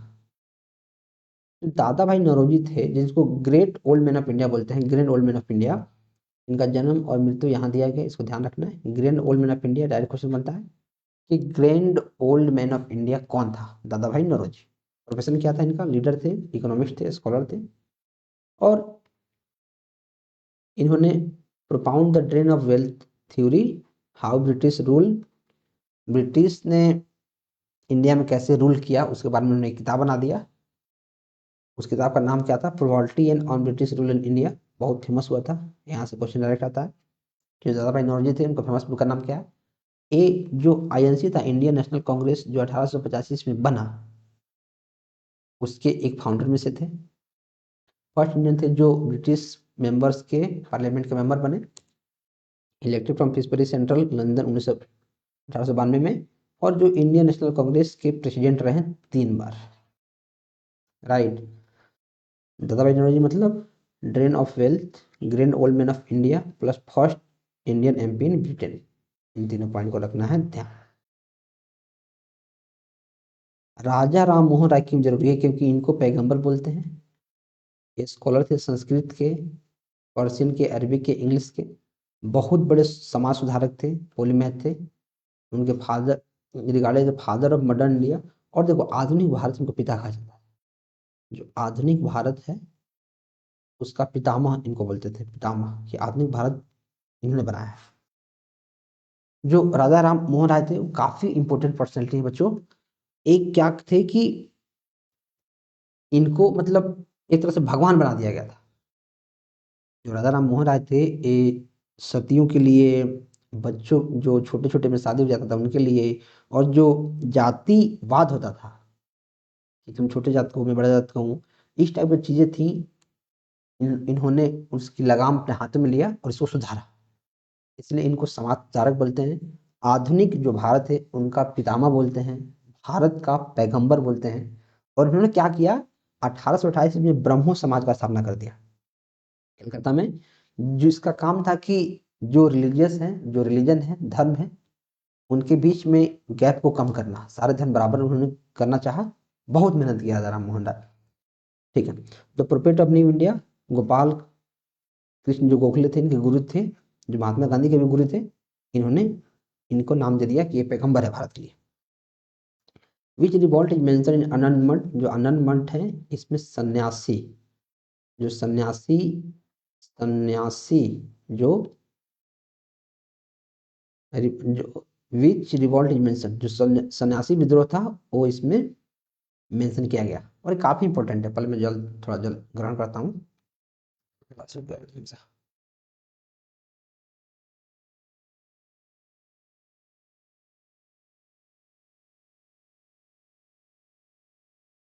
तो जो आनंद मठ था वो लिखे हैं बंकिम चंद्र चटर्जी। डायरेक्ट क्वेश्चन यहाँ से आता है कि आनंद मठ के लेखक कौन है? कौन है? बंकिम चंद्र चटर्जी। अच्छा, जो आनंद मठ है वो उपन्यास तो है ही, मतलब क्यों लिखा गया है, किस कहानी को दर्शाता है? तो सन्यासी जो विद्रोह था उस कहानी को दर्शाता है। तो सन्यासी इसका आंसर हो गया। अब एक एक इवेंट्स के बारे में पढ़ते हैं। जो सन्यासी रिवॉल्ट था जिसको आनंद मठ में मेंशन किया गया है, एक हिस्टोरिकल नोवेल रिटन किया गया है बंकिम चंद्र चट्टोपाध्याय के द्वारा 1883 में। ओके। ये 18वीं शताब्दी की लेट की नोवेल है जो सन्यासी रिवॉल्ट को दर्शाती है। इसमें क्या था कि यह सन्यासी के जो ग्रुप थे वो कैसे, उनकी कहानी को इसमें वर्णन किया गया कि कैसे वो अप्रेस्ड हो गए थे। जो British India east India company थी उनके खिलाफ कैसे जो सन्यासी थे वो विद्रोह कर दिए थे। जो स्वतंत्रता हमें मिली है वो इतनी आसानी से नहीं मिली है, इसके लिए काफी सारे लोगों ने अलग अलग जो ग्रुप्स था, स्टूडेंट का अलग ग्रुप, सन्यासी का अलग ग्रुप, महात्मा गांधी थे उनका अलग ग्रुप, जो स्कॉलर्स थे उनका अलग ग्रुप, काफी सारे लोगों ने योगदान दिया है, तब अभी हम चैन के सांस ले पा रहे हैं, वरना ये सारी चीजें नहीं हो पाती। तो जो सन्यासी थे उन लोगों ने भी विद्रोह कर दिया कि हम लोग क्यों पीछे हटेंगे, हमें विद्रोह करना है। ठीक है, यहाँ लिखा हुआ है novel is a fictionalised account but it is based on the real historical event. पूरे पूरे सच्ची कहानी पर आधारित है। जो वंदे मातरम था इसमें का बहुत एक पावरफुल स्लोगन बन गया पेट्रोटिज्म का, जो इंडियन फ्रीडम फाइटर्स के लिए इंडियन फ्रीडम मूवमेंट्स में काफी हेल्प किया। जो सन्यासी रिवॉल्ट था, सन्यासी मूवमेंट जिसको बोल रहे हैं, जो लेट 18वीं शताब्दी में हुआ, बंगाल और बिहार के क्षेत्र में शुरू हुआ। लीडर्स थे कौन थे? सन्यासी और फकीर थे। मैंने आपको बताया था, वो लोग बोले हम भी पीछे क्यों हटेंगे। ब्रिटिश ईस्ट इंडिया कंपनी के अगेंस्ट हुआ था हैवी लैंड रेवेन्यू और टैक्स। जो ब्रिटिश ईस्ट इंडिया कंपनी थी वो काफी ज्यादा टैक्स मार रही थी सबके लिए। और जो भूमि कर था, राजस्व, इसको राजस्व बोलते हैं, राजस्व, जो राजस्व था, काफी ज्यादा राजस्व राजस्व कैलकुलेट कर रही थी। तो सन्यासी ने बोला कि यार मानोगे नहीं तुम, बना दूंगा मैं। तो इन लोगों ने रिवोल्ट कर दिया। और उसी का जो वर्णन है वो किसमें है? आनंद मठ में, जिसको बंकिम चंद्र चटर्जी ने क्या किया है? लिखा है। कारण क्या था? 1770 में जो रिलीजियस मूवमेंट था वो था इसका कारण। नेचर क्या था? Arm resistance bye religious resistance. आप चाहें तो इसको पढ़ सकते हैं, मैंने सारा चीज यहाँ लिख दिया, ठीक है। जो संथाल रिबेलियन था, संथाल क्या था? 1855 से 56 ईस्वी में हुआ था, राजमहल हिल्स में, जो झारखंड में है, बिहार में और बंगाल में। लीडर्स थे सिद्धू, कान्हा, चंद और भैरव। लीडर्स के बारे में पूछता है। जैसे जो सन्यासी रिवॉल्ट था, मूवमेंट था, उसमें लीडर्स कौन था? जो सन्यासी थे और फकीर थे। वैसे ही जो संथाल था, उसमें क्या था? सिद्धू, कन्हू और चंद एंड भैरव। क्या रखना है? पार्टिसिपेंट क्या थे? संथाल के जो ट्राइबल थे, निवासी, वो थे। ये भी ब्रिटिश इंडिया के अगेंस्ट हुआ, जमींदार की, और जो पैसा देते थे उनके द्वारा।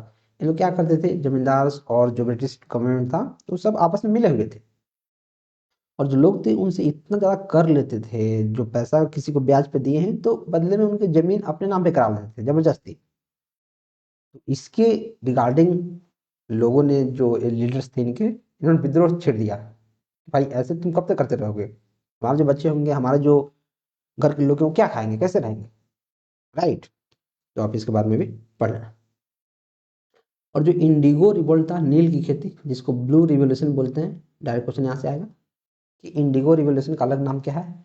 ब्लू रिवोल्यूशन, पीरियड 1859 से 60, रीजन बंगाल में। पीजन मतलब जो किसान थे, जो किसान थे, रैयत, जिसको रैयत बोलते हैं, रैयत, या फिर पीजेंट मतलब जो स्मॉल फार्मर है, किसान, इन लोगों ने कर दिया। ये भी यूरोपियन जो इंडिगो प्लांटर्स थे उनके विरुद्ध, कि साले तुम मुझे नियम सिखाओगे, तुम सिखाओ कैसे करना है, तुम बताओगे क्या करना है।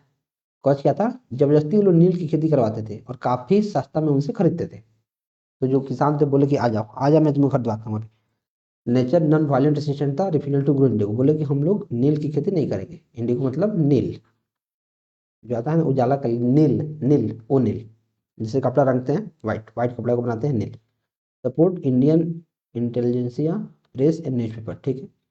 इंडिगो कमीशन बना 1960 ईस्वी में। इसका रिजल्ट हुआ कि इंडिगो कमीशन बनाना पड़ा कि कैसे चीज़ें होंगी, कितना हम नील की खेती करेंगे, नहीं करेंगे, कितना रेट में बेचेंगे, सारी चीज़ें फिक्स हुई। याद क्या करना है? इंडिगो पीजेंट जो थे वो किए थे, जो फोर्स्ड कल्टीवेशन हो रहा था जबरदस्ती कि तुमको नील लगाना है, उसके लिए। वो द फाउंडर ऑफ अभिनव भारत। जो अभिनव भारत है उसका फाउंडर कौन था?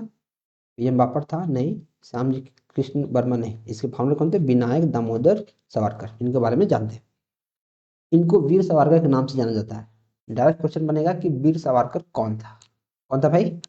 विनायक दामोदर सावरकर, जो अभिनव भारत के फाउंडर थे 1904 में, जो रिवोल्यूशनरी नेशनलिज्म के सपोर्टर भी थे, जो India house and London activity से रिलेटेड थे। The Indian war of independence जो 1897 ईस्वी में लिखे थे, उनके ऑथर थे कौन? विनायक दामोदर दास सावरकर। और इनको सेलुलर जेल में सजा भी हुई, अंडमान में भी काला पानी का सजा हुआ था इनको।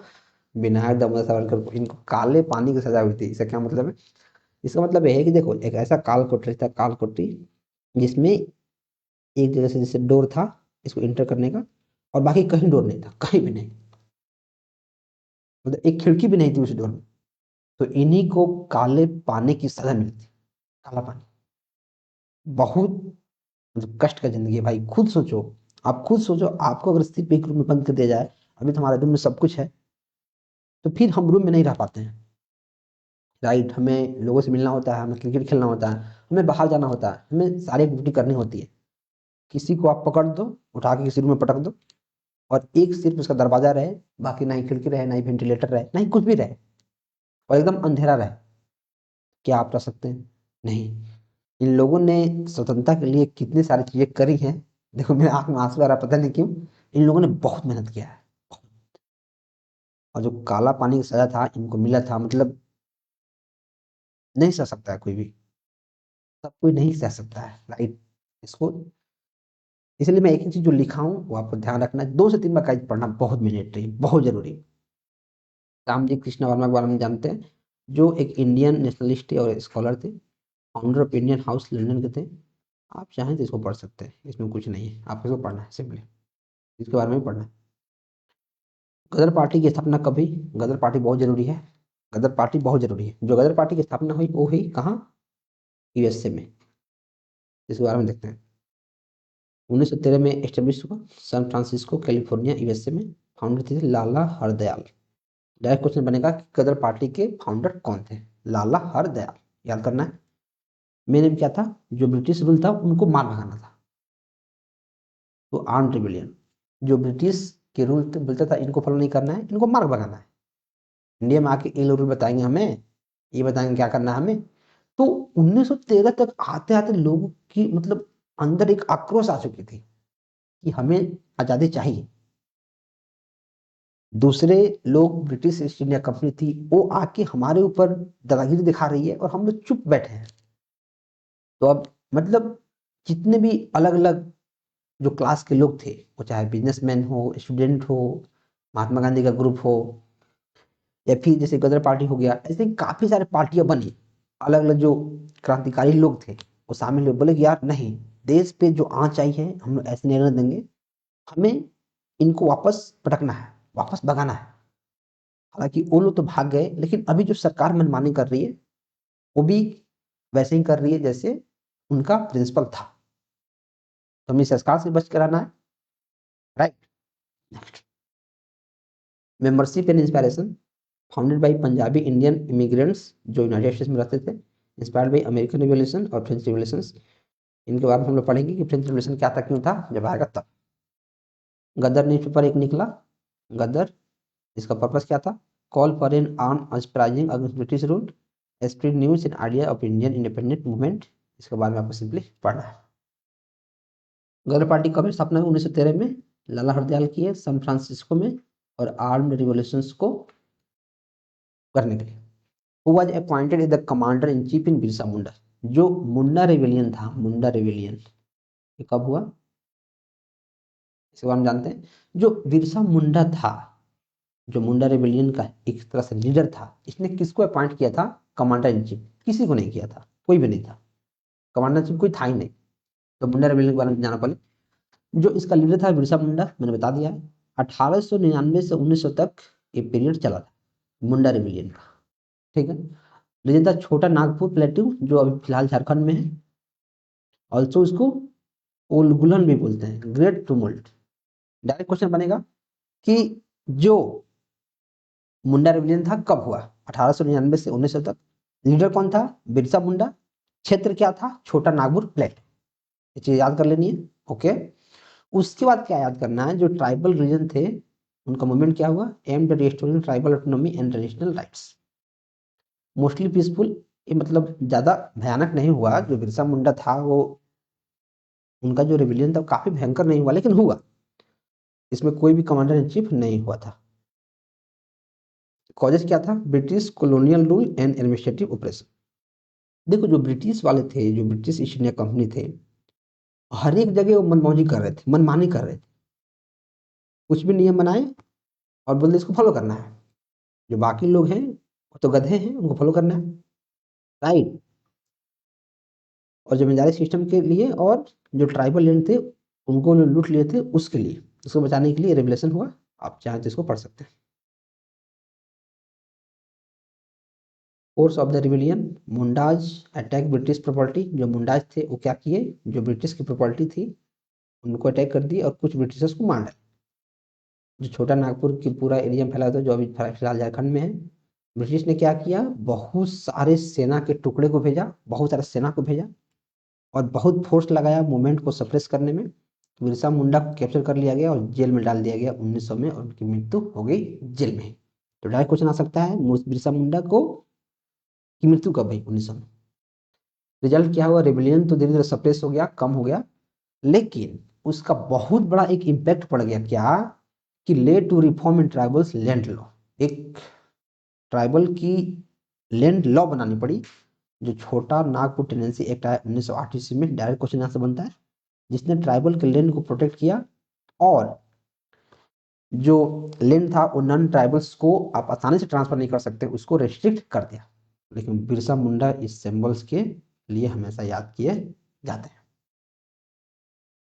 तो बिरसा को, चूंकि बिरसा ने काफी काम कर दिया था, वो आगे थे, लीडर थे, उन्होंने सारे मूवमेंट को कराया, तो लोग उनको भगवान बिरसा बोलने लगे। एक फोक हीरो एंड फ्रीडम फाइटर उनका नाम रखा गया, भगवान बिरसा। तो भगवान बिरसा किसको बोलते हैं, बिरसा मुंडा को। बिरसा मुंडा कौन था, जो मुंडा रेबिलियन था उसका मेन लीडर था, जो ब्रिटिशों की बैंड बजा रहा था, राइट। उलगुलन मतलब मुंडा रेबिलियन, लीडर बिरसा मुंडा था, रीजन छोटा नागपुर झारखंड का, अगेंस्ट ब्रिटिश और जमींदार के, आउटकम छोटा नागपुर टेनेंसी एक्ट बना, इसको ध्यान रखना है। Who from the Bihar socialist party, और बिहार का एग्जाम है तो बिहार सोशलिस्ट पार्टी जानना काफी जरूरी है। क्या फूलन चंद तिवारी एंड राजेंद्र प्रसाद थे, नहीं। क्या फूलन चंद तिवारी एंड जयप्रकाश नारायण थे, बिल्कुल ये थे। तो इनके बारे में चलो जानते हैं। जो बिहार सोशलिस्ट पार्टी था वो फूलन प्रसाद वर्मा और जयप्रकाश नारायण, इनके साथ और भी लोग थे। ये क्यों जरूरी था, क्योंकि यार 1934 ईस्वी में पटना बिहार में इसको बना दिया गया, क्योंकि बिहार का सोशलिस्ट पार्टी है तो पटना बनाया गया हुआ। कुछ और भी लीडर थे, जैसे आचार्य नरेंद्र देव, राम वृक्ष बेनीपुरी, जो एक लेखक भी थे आई थिंक, अनुराग नारायण सिन्हा, फूलन प्रसाद वर्मा, ठीक है। जयप्रकाश नारायण को जनरल सेक्रेटरी बना दिया गया, डायरेक्ट क्वेश्चन बनता है यहाँ से। जो बिहार सोशलिस्ट पार्टी था एक सोशलिस्ट पॉलिटिकल पार्टी बन गया, सामाजिक, जो सोशल और इकोनॉमिक जस्टिस के लिए काम करता था, जो गांधी और मार्क्स, जो कार्ल मार्क्स थे, इनके आइडिया पे काम करता था। ओके सर, इसमें रोल क्या था, जो बीएसपी था लीडिंग पॉलिटिकल पार्टी बन गया बिहार में इंडिपेंडेंस के दौरान, और इसी बीएसपी के जो मेंबर्स थे उन्होंने भाग लिया किसमें, क्विट इंडिया भारत छोड़ो आंदोलन 1942 में। महात्मा गांधी एकदम आक्रोश में आ गए कि बोले जो ब्रिटिश हैं ये काफी मेरा दिमाग खराब कर रहे हैं, और काफी दिन से इनके हम प्रति हम काफी सलाह भी लिए, इनसे बहुत हमने मीटिंग भी की, अलग अलग मीटिंग उन्होंने किया, गोलमेज आंदोलन, राउंड टेबल कॉन्फ्रेंस, इसके बारे में हम पढ़ेंगे, अलग अलग मीटिंग्स हुई, लेकिन फिर भी जो ब्रिटिश है वो बाज नहीं आ रहे। अब हमें बहुत भयंकर एक आंदोलन शुरू करना पड़ेगा, जिसका नाम रख दिया क्विट इंडिया मूवमेंट, भारत छोड़ो आंदोलन, कि अब तुम्हें भारत छोड़ना पड़ेगा, अब तुम्हें भारत छोड़ने से कोई रोक नहीं सकता। महात्मा गांधी ने बहुत कड़ा स्टेप लिया, और जैसे स्टेप लिया काफी सारे जो ब्रिटिश के ऑफिसर्स थे इनके विरोध में आ गए कि भाई ये क्या शुरू कर दिया इसने, इस बुढ़ा ने शुरू किया क्या, राइट। इसको ध्यान रखना है कि जो क्विट इंडिया मूवमेंट है 1942 में, फिलहाल इतना याद रखना है कि 1942 में हुआ, और भी काफी सारी एक्टिविटी हुई। तो बीएसपी में क्या याद रखना है कि 1934 ईस्वी में पटना बिहार में इसका स्थापना हुई। जो जयप्रकाश नारायण थे जेपी, जनरल सेक्रेटरी बने, जो गांधी और कार्ल मार्क्स के जो आइडिया थे उस पर काम करता था। जो बिहार प्रोविंशियल कॉन्फ्रेंस कमेटी था कब हुआ था, अभी हमने पढ़े हैं 1908 में, इसको देखते हैं। 1908 में बना, इसका हेडक्वार्टर पटना था, और चाहें तो आप इसके बारे में पढ़ सकते हैं, देखो एक एक लाइन लिखा हुआ है सिंपल में, आप इसको पढ़ लेना तुरंत, राइट। चलो इसको याद रखना है, प्रोविंशियल पटना 1908 में कांग्रेस बिहार में आया। वो एस्टेब्लिश द ब्रांच ऑफ अनुशीलन समिति इन पटना 1913, कौन किया, रामानंदा सिन्हा, सतीश झा, सचिंद्र पाल सन्याल, सतीश झा किए नहीं, एक ये सचिंद्र नाथ सन्याल 1913 में किए, ठीक है सर समझ गए। किसके बारे में था, एक रिवोल्यूशनरी ऑर्गेनाइजेशन था जो ब्रिटिश रूल को आर्म्ड स्ट्रगल के द्वारा भगाना चाहता था। तो मैंने आपको एक चीज ही बता दिया है कि जितने भी लोग थे अलग अलग स्तर पे, अलग अलग लेवल पे, वो सारे लोग अब ब्रिटिश को मतलब भगाने के चक्कर में पड़ गए थे। कैसे भी करके उनको, जो ब्रिटिश था उनकी नीति समझ में आ चुकी थी कि लोग को आपस में लड़ा रहे हैं, लोगों को एक्सप्लॉइट कर रहे हैं, लोगों से बहुत ज्यादा काम करा रहे हैं, पैसे बहुत कम दे रहे हैं, उनके जमीन घेर ले रहे हैं, उनको उनकी प्रॉपर्टी छीन ले रहे हैं, काफी सारी चीज कर रहे थे, राइट। तो सब चीज मिल मिल के सारे लोग ने इसको करना शुरू किया। जो सचिंद्र नाथ पाल सन्याल थे वो बंगाली एक लीडर थे जिन्होंने इंडिपेंडेंस में काफ़ी मदद किया, जो युगंधर ग्रुप के मेंबर भी थे, जो काफ़ी एक तगड़ा रोल प्ले किए इस समिति को बिहार में लाने के लिए। 1970 में इनकी ब्रांच पटना में खोल दिया और ट्रेनिंग किया मार्शल आर्ट्स में, गेरिल्ला वारफेयर में, और फाइनली इन्होंने बहुत सारे लोगों की हेल्प करी। तो पटना में हुआ समिति 1902 पटना में, ब्रांच खोला 1913 में पटना में। पटना ब्रांच देखो इसका हो गया था 1902 में, ये हो गया था हमारा, एक मिनट कहाँ है, हाँ ये 1902 में ही फाउंड किया गया था, लेकिन पटना में इसको लाया गया कब, 1913 में। यहाँ है, इसको ध्यान रखना है। द बुक इंटाइटल्ड ज्ञान दीपक वाज ऑथर्ड बाय, जो ज्ञान दीपक थे कौन लिखा, सलार मधुर गाजी, दरिया साहब, बिल्कुल, इमाम शाह फरीक ने। आप बोले भैया यार आप इतना सारा ऑथर का नाम यहाँ लिख दिए, इतना सारा डेट लिख दिए, इसको याद कैसे करेंगे? तो मैं बोलेंगे यार इसको रट्टा नहीं मारना है। जो मैंने अभी देखो 76 पेज का हमारा PDF हो गया। अब ये वीडियो, या तो वीडियो अब इसके 2 दिन बाद आएगा या फिर 3 दिन बाद आएगा। 40 लेक्चर हमें बनाना है। जो एग्जाम है वो अप्रैल से पहले नहीं होगा, इतना बात ध्यान रखना है। अप्रैल से पहले एग्जाम नहीं होने वाला। जब भी इसका नोटिफिकेशन आएगा उससे 1.5 से 2 महीने के बाद एग्जाम होगा। अभी नोटिफिकेशन ही नहीं आया है, तो अच्छे से पढ़ना है और जितना मैं लिख दिया हूँ इसको 2 से 3 बार पढ़ लो। एक वीडियो देखो, उसको 2-3 बार पढ़ लो, फिर नेक्स्ट वीडियो देखना है, फिर 2-3 बार पढ़ना है, ताकि चीजें ध्यान में रहे। ये नहीं कि अगली बार फिर से क्वेश्चन अगर आ जाए कि ज्ञान दीपक कौन लिखा है, तो उसमें सोचना नहीं है कि ज्ञान दीपक किसने लिखा है, कौन लिखा है, दरिया साहब। या फिर आ जाए कि जो भारत छोड़ो आंदोलन है, हमने देख लिया कि 1942 ईस्वी में है, तो अगर आज जब भारत छोड़ो आंदोलन कब हुआ था, तो हमें सोचना नहीं है कि 1942 में हुआ था। हमें सोचने का टाइम नहीं है मेरे पास, ऐसे करना है। ठीक है, तो इसके बारे में पढ़ लेते हैं। दरिया साहब स्कूल किए, इन सब चीज़ों के लिए इसको आपको पढ़ना है। दरिया साहब का बर्न हुआ 1764 ईस्वी में रोहतास में, जो भोजपुरी पोइट भी थे और फाउंडर थे दरियादास सेक्शन के। बहुत सारे 20 से ज़्यादा भोजपुरी बुक्स में लिखा, ज्ञान दीपक, दरिया सागर और भी है। ज्ञान दीपक स्पिरिचुअल बुक था। दरिया साहब एक सेंट कवि थे बिहार के, दरिया दत्त एक इनके द्वारा एक ऑर्गेनाइजेशन था। और ये सारी चीज़ों को ध्यान रखना है। इस वीडियो में हमने 28 क्वेश्चन करा है, जो अभी तक 76 पीरियड हो गया। Please revise this topic at least 3 times before attending the next lecture. सिर्फ मैं आपके लिए ही बोल रहा हूँ, 2-3 बार आप पढ़ेंगे तो देखो, जैसे इतना टॉपिक हमने पढ़ा है, इसमें बहुत सारा ट्रिक पढ़ लिया कि WBC क्या है, RBC क्या है, प्लेटलेट क्या है। इतना चीज अगर हमने पढ़ लिया है और इसी को अगर हम 2-3 बार 4 बार पढ़ लेंगे, तो इससे रिलेटेड जो क्वेश्चन नेक्स्ट वीडियो में आएगा या फिर एग्जाम में आएगा, तो उसका हम आंसर कर पाएंगे। अगर हम सिर्फ पढ़ते रहें रिविजन नहीं करें, तो end of the day waste है सारा टाइम। वैसे नहीं करना है, अच्छे से पढ़ना है। और इस वीडियो को आप यूट्यूब पे भी देखिएगा, तो प्लीज आप चैनल को सब्सक्राइब कर दीजिए और कोर्स में जाके इनरोल कर लीजिए। एक ही चीज अपन ऐसे पढ़ने वाले हैं